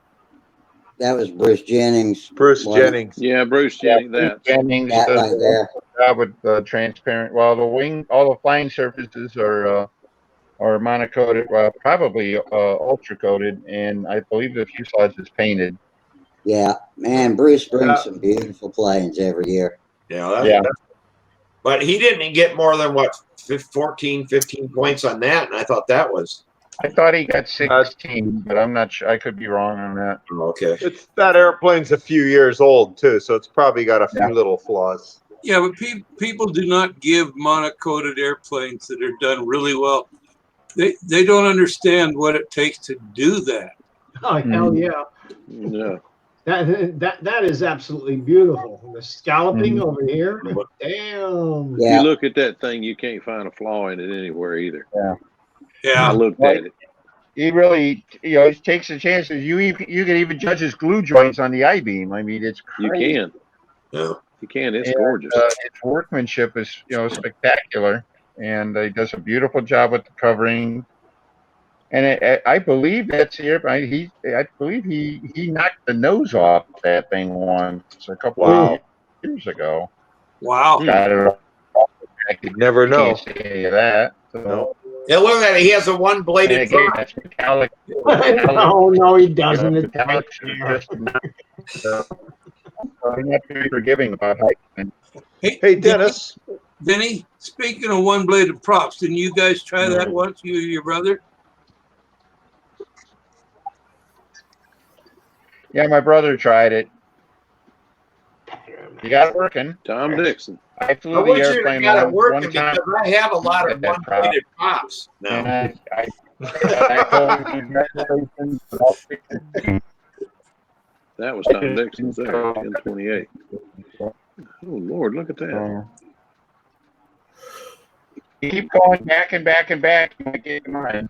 But Matt Newman's airplane. So. More? Pretty. Further? No. Okay, 15-point row. That's okay, Tom Dixon's keep right going. there. I said back and farther back in the row. Vantage. I have no idea who that is. Well, Matt Newman's, that's the Here's old Mustang, isn't it? Constantino airplane, Steve Boone's airplane. Hey, Dennis, what happened to Joe Gilbert? This is Davis special. That's a good question. What happened to Joe Gilbert? Today in the first round, he had the engine. Then he flew his second attempt, and he ran out of gas in the overhead. Oh my goodness! Oh man! And then because they count both scores, yeah, that did it. You don't complete the flight, you're toast, right? And then it looked like he came back in his final. It looks like he may have had the highest score Is for the that round David's in his plane final, there? or for the day in his final round. Okay. Oh, wow. look at that. That's a He Max just passed B. Derek's. Yeah. That's a What Max was B before there. that? Was that David Fitzgerald's plane? Yeah. I don't know that one. He wasn't there. That's Derek Barry's right there. That's Derek Barry's airplane there. Oh, Dreadnought. Yeah. Yeah. I believe Derek was under the top 5. Who's Yes, that he is, is. but it's a Max Oh, B. crap. Who were they? There was Kenny Stevens. Orestes Hernandez, Paul Walker, Derek Barry, Kenny Stevens. and Matt Kenny Stevens. Thank you. Matt Colin. That's an He interesting was 6. top 5. He was close. Matt Cohen. You know. Yeah, Matt was getting, he was scoring well all week long. There's a revolution. All right, there's Trian's here. Todd Lee was the other one. He made it. Yeah. See, they only get trying 14 on his, but I guess they don't like monocoated or carbon fiber. They don't like that rough finish on it, I don't think. Trayan likes it. All right, we're getting close, guys. There it is. That's mine. There it is. All right. Get a close up on That's that. yours? Kind of looks like. Let's get Stunt a close up on it. And we'll all judge it. Yeah. Then he looks like you've seen Stunt Machine. Looks like he's got those. What they call them there on the. He's got them up on the leading edge or eye point. Those. It does kind of look like him. What do they call them? I know. I can't remember. Well, yeah. Those Generator? Somebody at the field called them generators. Chargers. So do they work? They work. And Howard Rush made those up. And they were red and blue. Gave me instructions for putting them on and stuff like that. I can't honestly say I've had a fair test of them because I flew the airplane without them, and for several days in calm air and stuff like that. I put them on all over, and 2 days later I took it out and it was a windy day and stuff. So I don't have what you'd call a true back to back. Yeah. I think the answer. Don't have I got to take this thing out, and they're installed. I need to take it out, fly it, and then fly it a couple of flights, and then take them off and fly a couple of flights all in the same day, back to back to back, and see if I can tell a difference that way. You'd have got 2 more Airplane points. very well. Very happy with it. Green. Yeah. I can't hear you, Steve. No, actually, is that an old joke? Yeah, I forget. I kind of like that there. That's nice. It's only got the stripes on the fuselage. I wanted those to capture All I wanted people to see was the straight lines of the fuselage and the lines on the fuselage. So the silhouette, it looks like a lawn dart. The best way to describe it. And it doesn't have and the twin fins actually do not stick up above the fuselage. There's almost no visual cue, so the airplane looks very pointy in the air. The long fuselage, it does a nice corner. It really shows off some flaps on the sides, the squares. Does a nice round loop also. Very, very happy with the way it flies. So, Well, that's good. That's cool. How much does it weigh? How many cells? Trying to get a bigger picture of it here, but I can't seem to bring it up on my screen. Danny, You how got many tricycle cells? gear on that. I'm sorry? How many cells? 5 or 4? That is a 4-cell. Wow. I have the power system that I developed for the SV11 ARF for Brodak. So it's got the Brodak motor, the Brodak 60 amp Hornet ESC. The batteries I got for Brodak were 4-cell 3500. It's a 10-ounce battery, which for that size airplane is pretty good. And of course uses a Wilhuben timer. So pretty cool. Pretty cool. Yeah. I'm pretty happy with it. Besides the guy that makes timers, who is Will Hubin? Is he a pilot? Will Hubin is a retired professor at Kent State University who happens to be good at electronics, and he builds all their timers. So he is quite smart. If you ever get to talk to him, he's very intelligent. That's Vince Bodie's airplane. It's actually a semi-scale coupe douche, I think it was, racer from the 30s. So a coupe douche. Yeah, I ain't touching that. You have to look it up. I think it's an Ambrosini or something like that. But the fuselage, the canopy was flat. All right. So it's like they were There's designing. Dennis plane. That's Dennis Nunes' plane there. It runs on vinegar and water. That's Dennis's airplane. Dennis's airplane. Vinegar and water. Oh Lord. You guys are too many. That's sharp. Stiletto. Is that one of the Hayes planes, or Jared and his dad there? I don't know whose airplane that was. Hey, while we're on the subject of airplanes again, I've got a building question. I'm redoing a Magnum. My goodness. The lead outs on my Flight Streak Junior were solid, and they got all bent up, so I took them out. Going to put strand cables in, and I have some that are marked half A, but it's labeled 60 pounds. It's a 15 to 25 plane. It's only got a 30-inch wingspan. Would 60-pound lead outs be okay for that? Well, probably. 027 is what I usually use on mid-sized planes. That's probably heavier than you need for what you're talking about, too. Yeah, I mean, 0.021 is about the minimum I go with for lead outs. Because it doesn't have a size on it. It just has, they're old Dupro and old new stock, basically. But it says half A on it, and it says 60 pounds. And then I have some that are the bigger, that are 140 pounds, maybe. This is a Flight Streak Junior? Yes. Ooh. In the case, 60 pounds probably means both of them together. So they're 30-pound tests by themselves. Okay.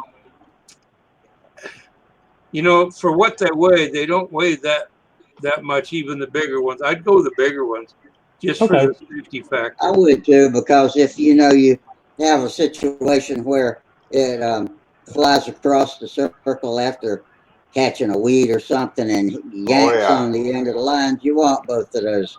You want the strength of both of those lines. Yeah. So, Okay. Yeah, yeah, go with the heavy. I mean, I think what I would. it said I 60 think pounds. the If that was, rounders are strong enough. I think they'd be strong enough when they're brand new and perfect. But if you start getting, you handle the airplane and stuff, you get little bends and stuff in the cables, Yeah. and every one of those bends, weakens it a little bit. I don't know. Here's the yeah, magic. Yeah, any fray at all, any fray at all is a liability. because I tried to find. Yeah, I would. I've tried to find the plans for it, and it didn't really. I couldn't find them, so I couldn't see what the size was for the cables. Like I said, the ones that were on it were the solid strand, and they done got all picked up and didn't want to go in and out of the guide tube good. That's pretty. I just know with my 35 to 50 ounce planes, I go with .027 twisted thickness. That's all I actually know. Okay. That's an odd looking plane. I use 18 thousandths on a half A, so I mean, what do I know? Wow, that's pretty. That's Kenny Stevens' airplane. Kenny does a unique way of finishing. His yellow is basically clear dope. It's like a candy finish. It almost looks like dyed silk span. Wow. And with the yellow see-through, and I believe even the other colors on this were basically dyed, the red and green were basically dyed. It's not a solid opaque, heavy look to it. And they're really, really pretty. It doesn't come through the picture just how pretty it is. What you can make out is ribs and blanking and everything like that in there. And it's because the blank, it looks like it's more like dyed silk span than truly painted. Wow. So. I like that spinner. Yeah, me too. I do too. I tried to do that, and I'm telling you, that's not easy. That doesn't look easy. Yeah, my electric starter Peter. didn't cut up. How would you do Peter, that? how did One you get row that at a little shot? time. Was it there at the nets, or how did you do that? One row at a time is the only way that I got it done. It took me a week to do a spinner, but I got her. Those are pictures of The pictures are posted up on a Facebook page called Control Line. Hold on, Control Line Flying. Is that what? Oh, there was a link in the chat, but it's gone now. Yeah, it's Control Line Flying Facebook page. Yeah, I think everybody knows that one. Facebook Control Line Flying. Okay. Yes, I saw the appearance judging video by Sparky, and then when I saw your pictures up on the Stunt Hangar, I was like, "How do you do that?" And I was wondering if he was there. So I was like, "Wow, that's pretty cool." I went to the Facebook page and I just found there was 42 photographs of the planes for the appearance judging, and I just pulled them up. Phil, if this will come up, this one's for you. Okay. See if it comes up. Sometimes it works and sometimes it doesn't. Yeah, that's like magic. Sometimes the magic works, sometimes nothing works.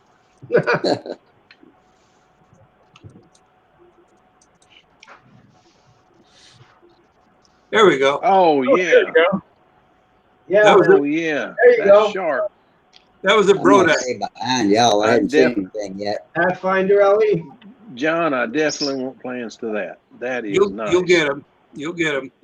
That is. I love your paint job. That's slick. Well, Oh, thank there you. we go. Now, it Great disappeared. photograph. There it is. Somebody grabbed that shot perfectly. Whoever took that Okay. did a good job. That was Don't take that down. L1 Odd.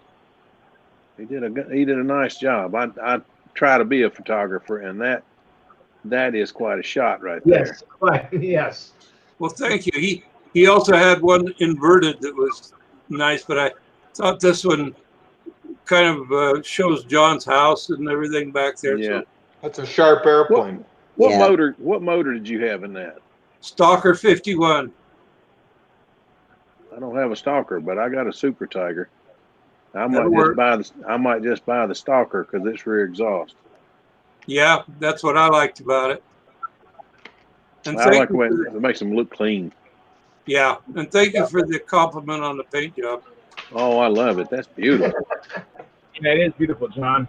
I love to build, but I hate to paint because I cannot come up with paint schemes. If I can get a couple copies of, if I can get some pictures of that thing, I'll just copy your paint job. I like that. Not a problem.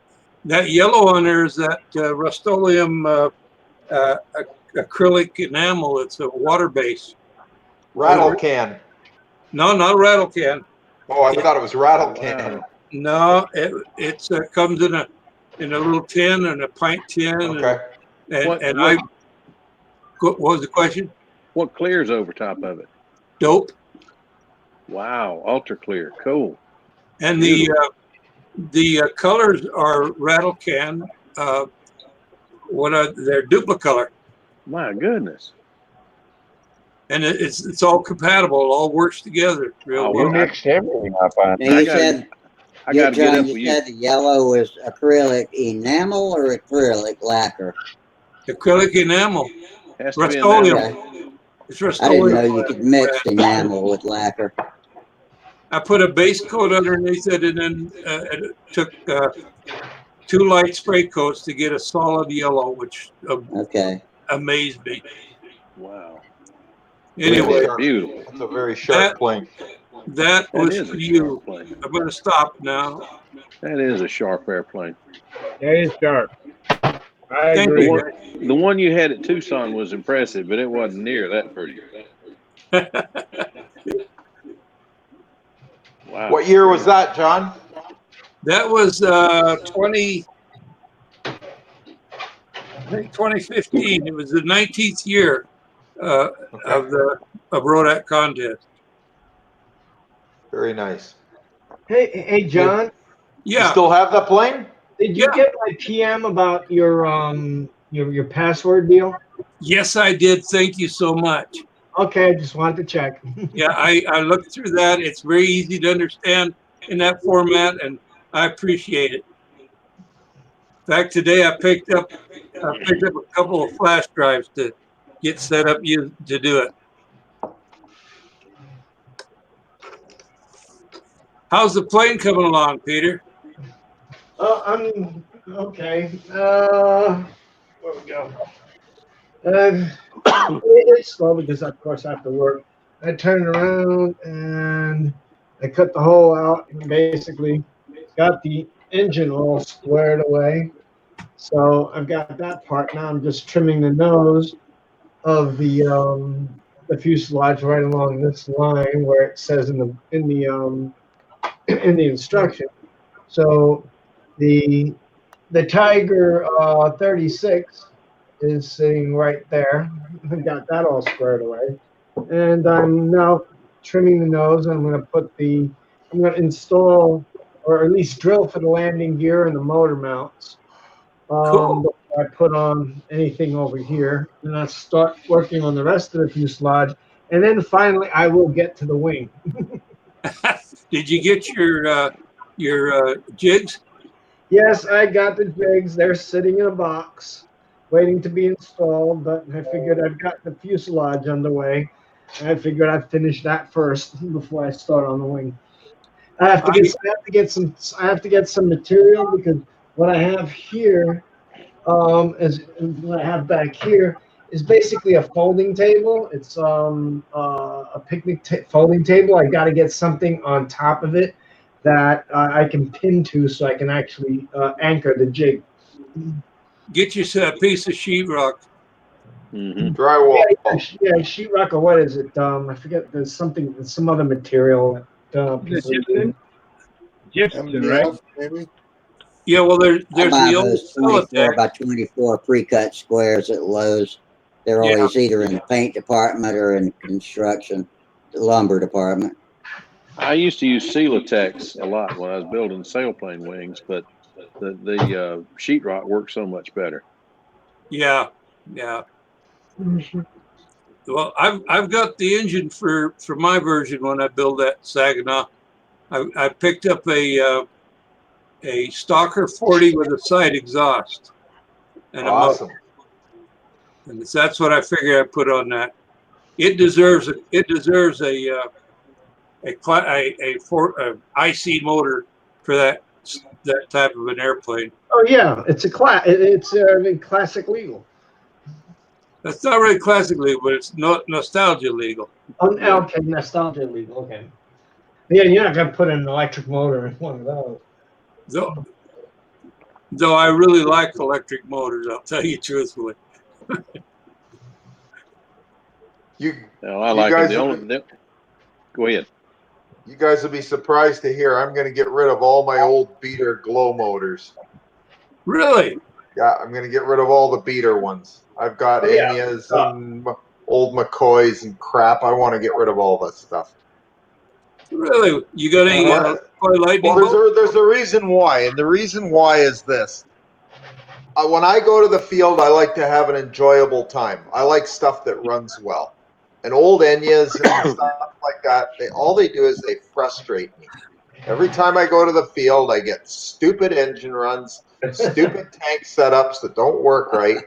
But the good modern day motors don't give me those headaches if they're set up properly. But the older steel motors, they're just too finicky all the time. That's just my feeling. Too cantankerous. Yeah, they're too cantankerous, and I'm going to get rid of all of them. Hey, That's what I Dennis. like about the Stalker motors. Oh, phenomenal. And I'm going to get a couple. I'm going to buy a couple of those just because I know darn well that they're good. Yeah. Well, I talked to Tom Dixon yesterday or day before. I can't remember. The thing about being retired is you can't keep up with what day it is anymore. No, you can't. Every day is a weekend. Yeah, it is. But Same thing with the COVID-cation when your wife's working it. The problem with the COVID-cation is all before me. I've gained about 40 pounds and I can't seem to lose it. But the thing about I talked to Tom Dixon the other day and I ordered some glow plugs and I told him if he's got a 40 at the contest in August, I might have to bring it home with me.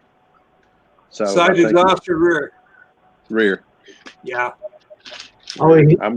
Everything's rear now. That's what I've got. That's what I've got in my All-American Eagle is at 40. Yeah, I've got 620 squares. Yeah, that's a nice airplane. I've got the plans to that one. I wanted to use OS 40 VFs. I have about 6 of those. Oh, geez, you want to separate yourself from a couple of them? Yeah, I'll sell a couple of them because I'm never going to use them. They're too heavy to use in classic. They need to be something tune pipe or something serious, and they are serious powerhouses. Now that ain't no joke. Yes, they are.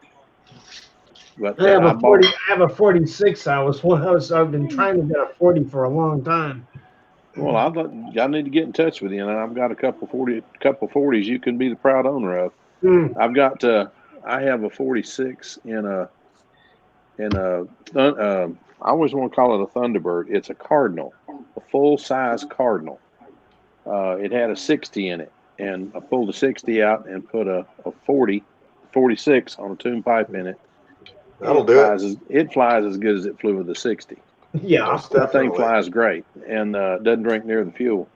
Then I have a 40 in an Impact, and that runs great too. But I'm kind of leaning more toward electric now. Everything as I replace stuff, with the exception of stuff that I'm buying specifically for classic or nostalgia motors, I think I'm gonna go electric. It's just the only problem I have with electric is you have to plan ahead. And the guys call me and say, "Hey, can you come to the field? Let's go flying." And it takes an hour for me to charge up 4 batteries. And I live far enough from the field. I've got to take off and go. In order to meet them in an hour, I've got to leave now.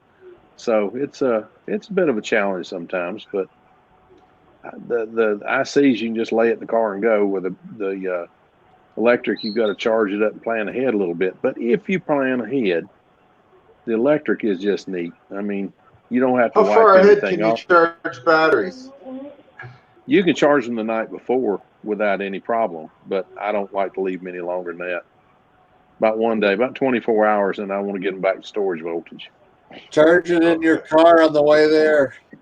Yeah, you could set up with a good power. Bring some heavy power cords where you can bring them in to where you can keep an eye on them and charge them while you're driving. I might can do that now. We've got an area they've redone Hobby Park. They've redone a lot of Hobby Park. The RC side, of course, is redone. The soapbox derby part is redone, and the control line, not so much. We keep hoping they're going to repave our 2 paved circles, but they tell us our grass circle is now going to be AstroTurf. Now tell me something. In all honesty, the problem we had before was people taking 4-wheel drives up there and driving around and rutting the place up. So what are they going to do on AstroTurf? Are they going to rip it down? It's probably going to get slicker nail shit with castor oil on it. That idea crossed our minds too, Rusty. But, I tell you what, the AstroTurf works real good for a while. You can't run IC engines on it. It eats the Astro or the turf. We tried to tell them that, and they don't want to listen. There, we've got engineers that are telling me. I said, guys, I've been doing this for 50 years. I have learned 1 or 2 things. Flying on carpet, we've done before. And like you say, it makes a god-awful mess, and it will eat the carpet. I'll tell you a little secret you can use. What's that? What you want to get is some of these horse stable mats for taking off on. They're about, I don't know, 3/4 to 1 inch thick. And you just line them up, and they lay down really nice and flat. And you just butt them up together. They're perfect. They're movable, and the fuel doesn't hurt them at all. You got to drag them around every time you go out to the field, depending on which way the wind's blowing. Well, we don't. We leave out in France. We leave them where the prevailing wind is. We set them up where the prevailing wind is, and they've never been moved since we set them. Okay. Good Lord. That's all right. Okay, you have much more. Hey, you wake up. What I say?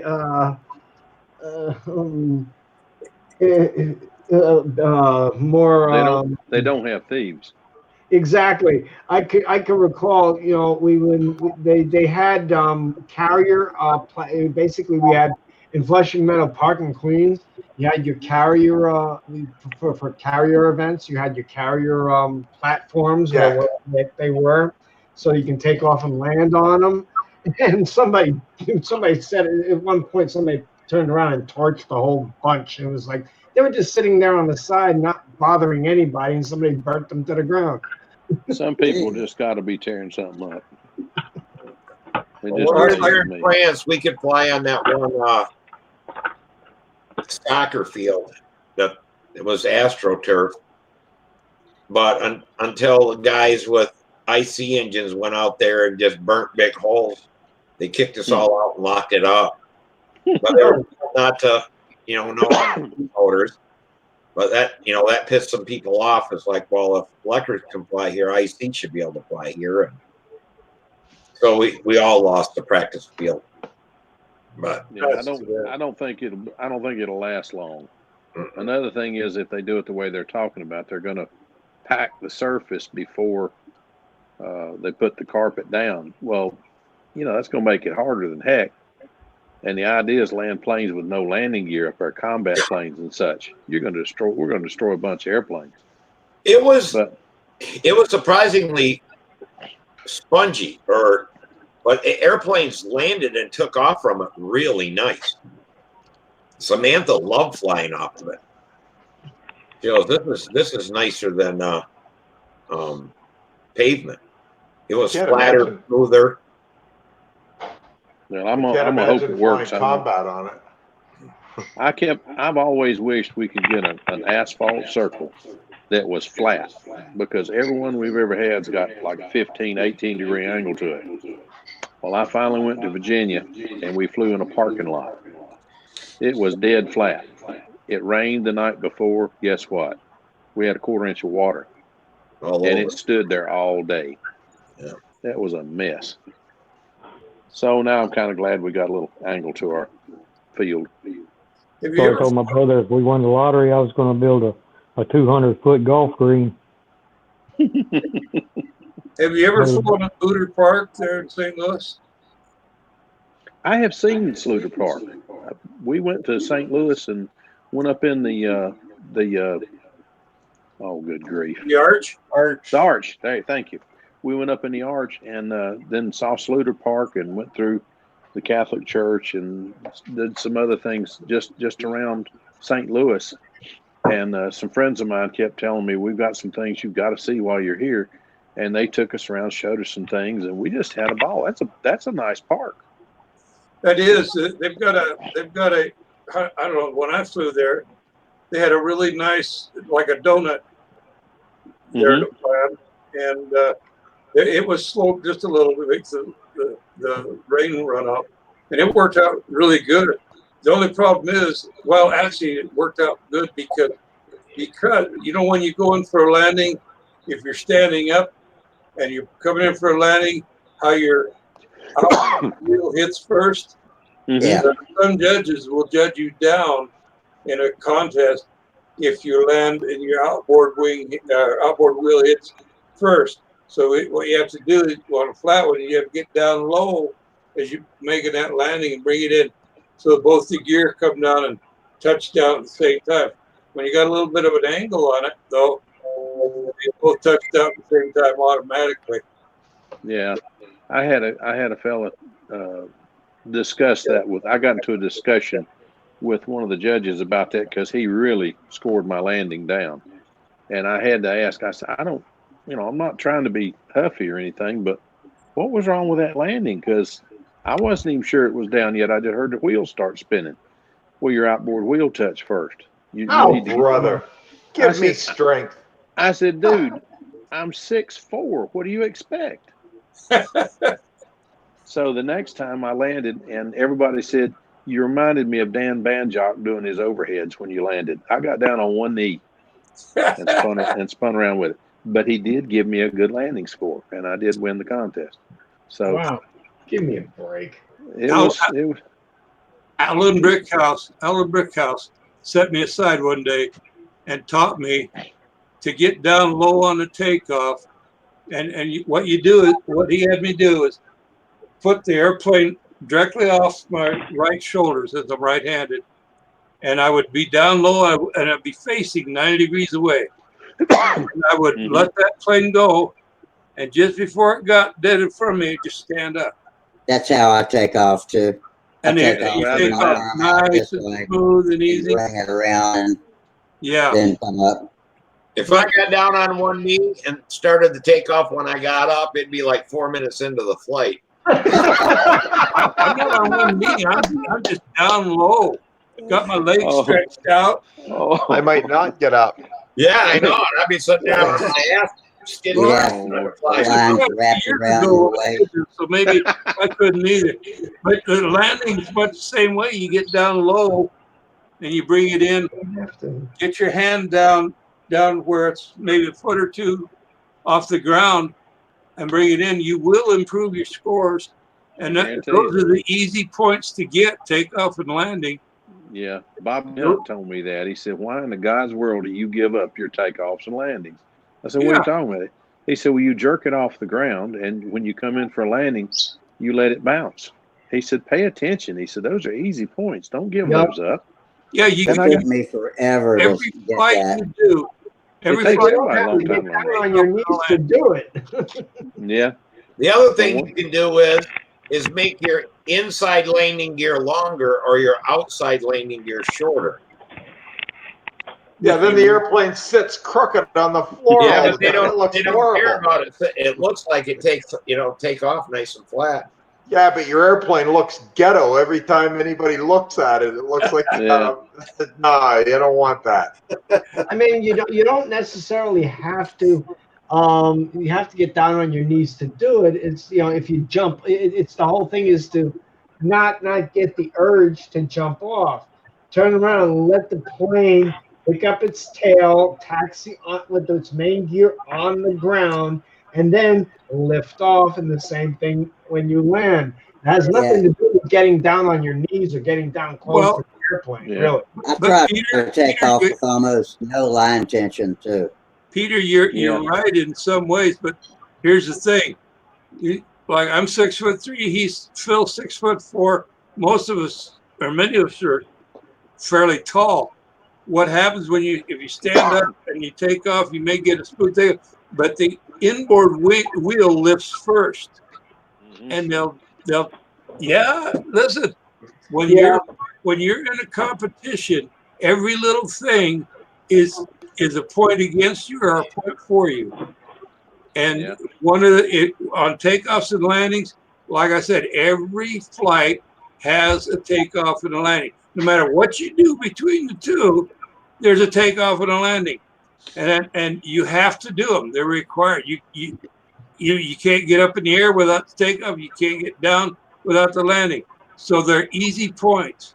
You know, there's 80 points there in your pattern sitting there for you to get as much as you can. And if you practice takeoffs and landings, I will guarantee you that if you're running 480 points as an advance on a flight, you'll break 500 as soon as No, you know how to do good takeoffs and landings.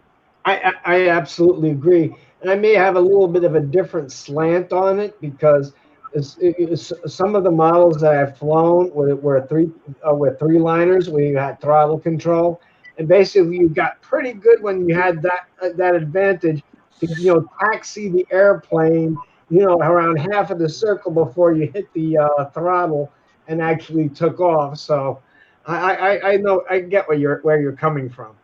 Yeah. Yeah. Let me ask a question right quick, Dennis. What's the He's chances sleeping. of you ever? Oh no, he's awake. What's the Who, me? chances you Yeah, ever? I'm here I'm asleep. barely I'm thinking serious. hanging by a thread.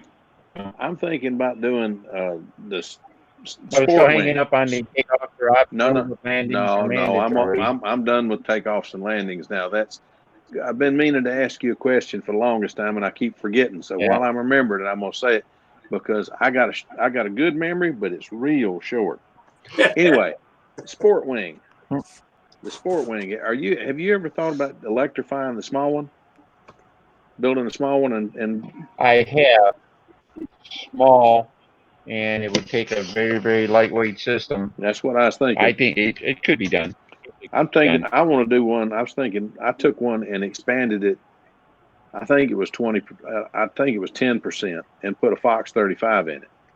I just expanded it till the Fox 35 looked right in it, which is a stupid way of doing it, I know, but I did. I think it was 110%, and put a Fox 35 in it, and built a tribute airplane. Roy Trantham loved that airplane, so I built one, and I'm gonna take it to the next contest at Huntersville and fly it just for Roy. But anyway, I was thinking about building that one, or maybe a little bit bigger, and putting an electric system in it. But I don't know where the cutoff is for the weight. I mean, that system would have to be light, even with the oversized version. But yours is quite large, and it's very impressive. That thing is very impressive. And it's got green on it. Yeah. It's got a lot of colors on it. It has, yes, it has green on it. All right. But Art told me when Uh, the first one, they used to put Dennis on it and roll him around the basement floor. And I said, Dennis was a little fella. But that's a big airplane. I mean, it is a really big airplane. Yeah. But when Dennis is flying that thing, I keep waiting. Actually, when he built the big one, I was still, shall we say, a twinkle in his eye. All right. Okay, well, maybe it was your brother. Usually had to be talking about my brother. Okay, I thought it was you. He was my talking brothers. Yeah. about. But I know. Yeah, I was. He built when I was still 4 years from making my entrance. So. Okay, I thought it was you he was talking about. Yeah. But I tell you what, he was proud of both of y'all, all of y'all. But Well, I know that whatever story he told always got better every time he told it too. So. Well, that's true. But I tell you, that plane just when you flew it at the Brodak, I kept watching. I said, the guy I was there with kept asking me, "What are you watching him so tight for?" I'm expecting his feet to come off the ground just any minute. That's a big airplane, man. It's a big airplane. Yeah. But it's a lot of fun. That thing. Well, it's 1,100 square inches, So yeah, 78-inch span, 1,100 square inches. A lot of airplane there. It is. Flies like a trainer. It sure Very easy to fly. it sure looks good. The thing to look at on electric systems, I got that chart. It's on the Brodak website, and I always tell people ask people what size prop would you run if you were running a glow engine. You're going to run an 8-inch prop, and go to that chart on there, read down where it says 8-inch prop, and read across. It'll tell you the motor, the battery, everything you need. Use a 12-inch prop, read down to that chart, and it'll work. And that chart works good for basically a stunt plane, sport plane, something like that. You want to make a combat plane or something, you're going to have to improvise. You're on your own a little bit. Yeah. But basically, whatever size, a Fox 30, you say you had a Fox 35, that's a 10.6 prop, right? So just go to the prop, look for a 10-inch prop on the chart, and read the motors, and the ESC and everything, the battery on there, and that'll get you in the ballpark. And for the most part, the weight's going to be about the same as it would be with the glow engine with a full tank of gas. All right. Okay. They're pretty close, pretty doggone close. I'm gonna give it a shot. I just think that'd be a neat plane. I took a bunch of pictures of yours. I'm gonna build a mini version of yours, I think. Just see if I can get it to fly. I did want to build a correct size sport wing, just obviously to have the two of them sitting there next to each other. But, yeah, I've got one in the box. I don't have it built yet, but I've got it. I made a kit, and it's the standard size for of all things, ONR 23. I have to have one, so I said, okay, let's build one like they built them back then. Len's got an airplane. What do you got, Len? Len, this is the deal. Everybody probably knows what this airplane is. It's a Cosmic Wind. Dennis has one. Right. This was one of these was my first airplane back in the summer of 1976. That was my first big airplane, a Goldberg Cosmic Wind. Yep. But now I've got a Brodak one, and I want to have it finished on my birthday because I got the first one on my birthday 44 years ago. Oh, and I wanted to do it up the same color as my original one and the whole bit. So that's what I'm working on. What did you need to put on? I got Did four. you get that Cardinal That's done? great. Fox 35. All right. Oh yeah. Did you get the Cardinal done one? No, still not finished. I haven't even touched it. I lost interest. Oh. Well, with no contests or anything this year, what's the rush? There's no hurry to finish it. I thought that was for your buddy or something. What's that? I thought that Cardinal was for your buddy. Oh, there was two of those. They're almost done. They're all painted up. They just have to have the trim put on them. That's Naomi's job. Oh me. I can show you those. Yeah, my dad's got the Goldberg Cosmic Wind. It was the yellow and white I showed, I don't know, a week and a half ago, a week ago. Still has the original wooden control horn on the elevators. That's awesome. The only thing that's different is the what am I trying to think of? The plywood on it got soft, so I took it all off, re-plywood it, and the pins that go through doublers, it. Okay. Yeah, the doublers. the pins that go through had the rubber band. Yeah, I know the one to hold the gear. Yeah, that's right. Yep. Okay. Well, I cut them off and did just like you got right there. I got the straps on it. With the straps, yeah. Yeah, it's got with the rubber bands on it. It was pretty cool because I remember coming in. Daddy was flying it, and he come in out of a loop or something and belly flopped the ground. Yeah. The engine never stopped, but the wheels folded back, punched two holes in the covering, and snapped back into place, and he just kept on flying. I mean, and it's got he built it in 1962 while he was in college, and it's got a 1957 McCoy Redhead on it, and it's the damnedest flying plane I've seen. Man, those things are great. The wing area on them, man, is awesome, and for the size that McCoy Redhead we've not had a problem out of it. I mean, it's great. McCoy Redhead on that class of airplane is like gold. Just Oh, yeah. absolutely. The real thing. Yeah, Just, it is. just run them full out. Yeah. Yeah. Well, I just Yeah, wanted to I mean, have a it- model of my original with the original colors and the whole bit. So that's what I want to That's do, and I great. want to have Oh, it. yeah. So I'm That excited. sounds good. You know, It's a my fun. It's plane- just a fun plane. Yeah, looks good. It's like Philip is getting rid of all of his cantankerous old engines. Yeah, you can turn around and you can thin out the herd, but it depends on what you want to do with them. If you're going to go and do like a Cosmic Wind or a Sterling Mustang or any one of those old time planes, you have to keep at least a couple of your old cantankerous. Well, but think about it. My original Cosmic Wind, this airplane here, had an Enya 29 on it, which was way too heavy in the nose for it. It was so bad that even then I switched it over to a Fox 35 once I was smart enough to figure out that, oh boy, a lighter engine will make this fly better. So yeah. But your Fox 35 now is considered a cantankerous engine. Not if you know how to run them. True. The secret I've found for the Fox 35 is don't run a muffler on it. It runs beautiful. It stays nice and cool when it has no muffler. As soon as you put a muffler on a Fox or a McCoy, you just killed it. Yeah, they might sound quieter, but then they overheat and they don't run worth a darn. I've only got one plane that has a muffler on it, and that's that Tudor 2, and it's got a LA 46 with a muffler on it. Everything else is loud and proud. Well, see, an LA 46 or a modern day motor, Right. they run fine with mufflers. It's Yep. these old motors that won't do it. Right, I like them loud and proud, though, man. That's it.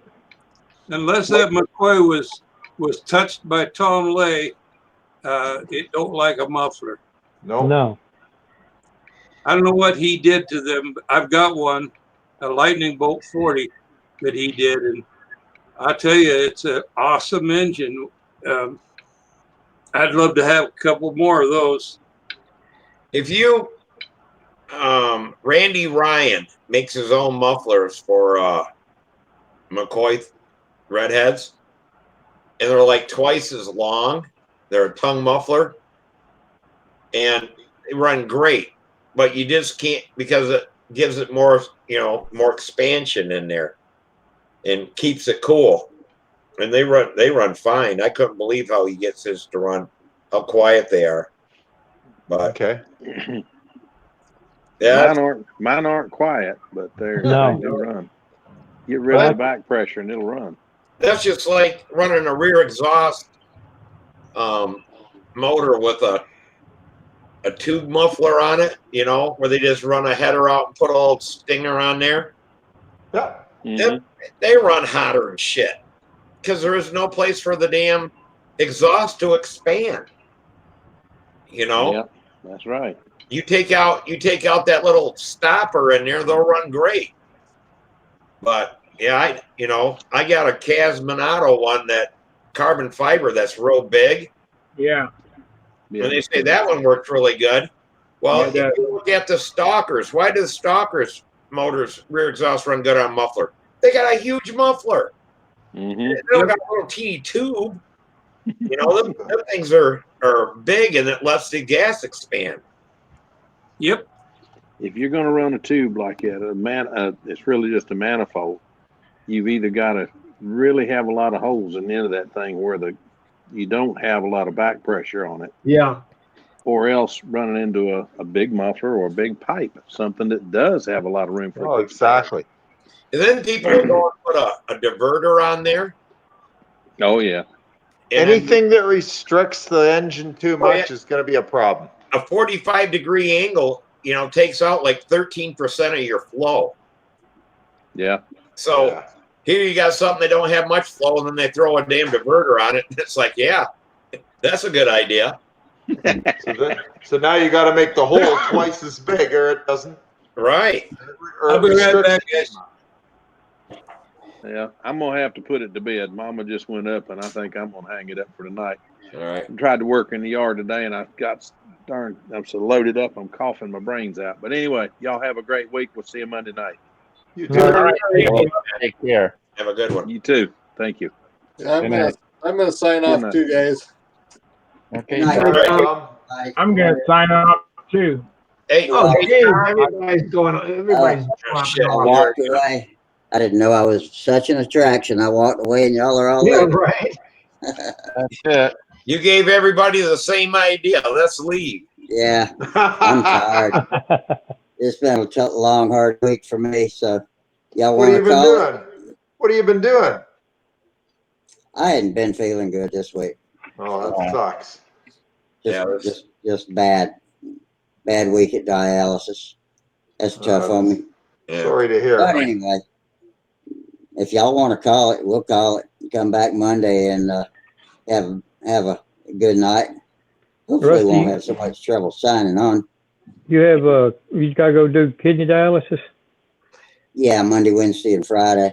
What, that's funny because I work for a company that, we build, dialysis systems Oh, really? for Fresenius and, That's why I'm a Fresenius patient. yeah, well, you're probably using one of my systems. No doubt. Yeah, I've been on dialysis for 35 years now. Wow. Oh, wow. That's just crazy.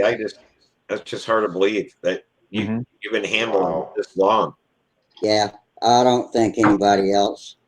I read about a woman in England a few years ago who had been on for nearly the same amount of time, uninterrupted, I think. Some people count it when they get a transplant and they go with a transplant for so many years. They count those years too. But I only had one transplant in 1988 and it didn't work. So after that, I had other issues that made me choose not to get another transplant. So yeah, I've never had a break.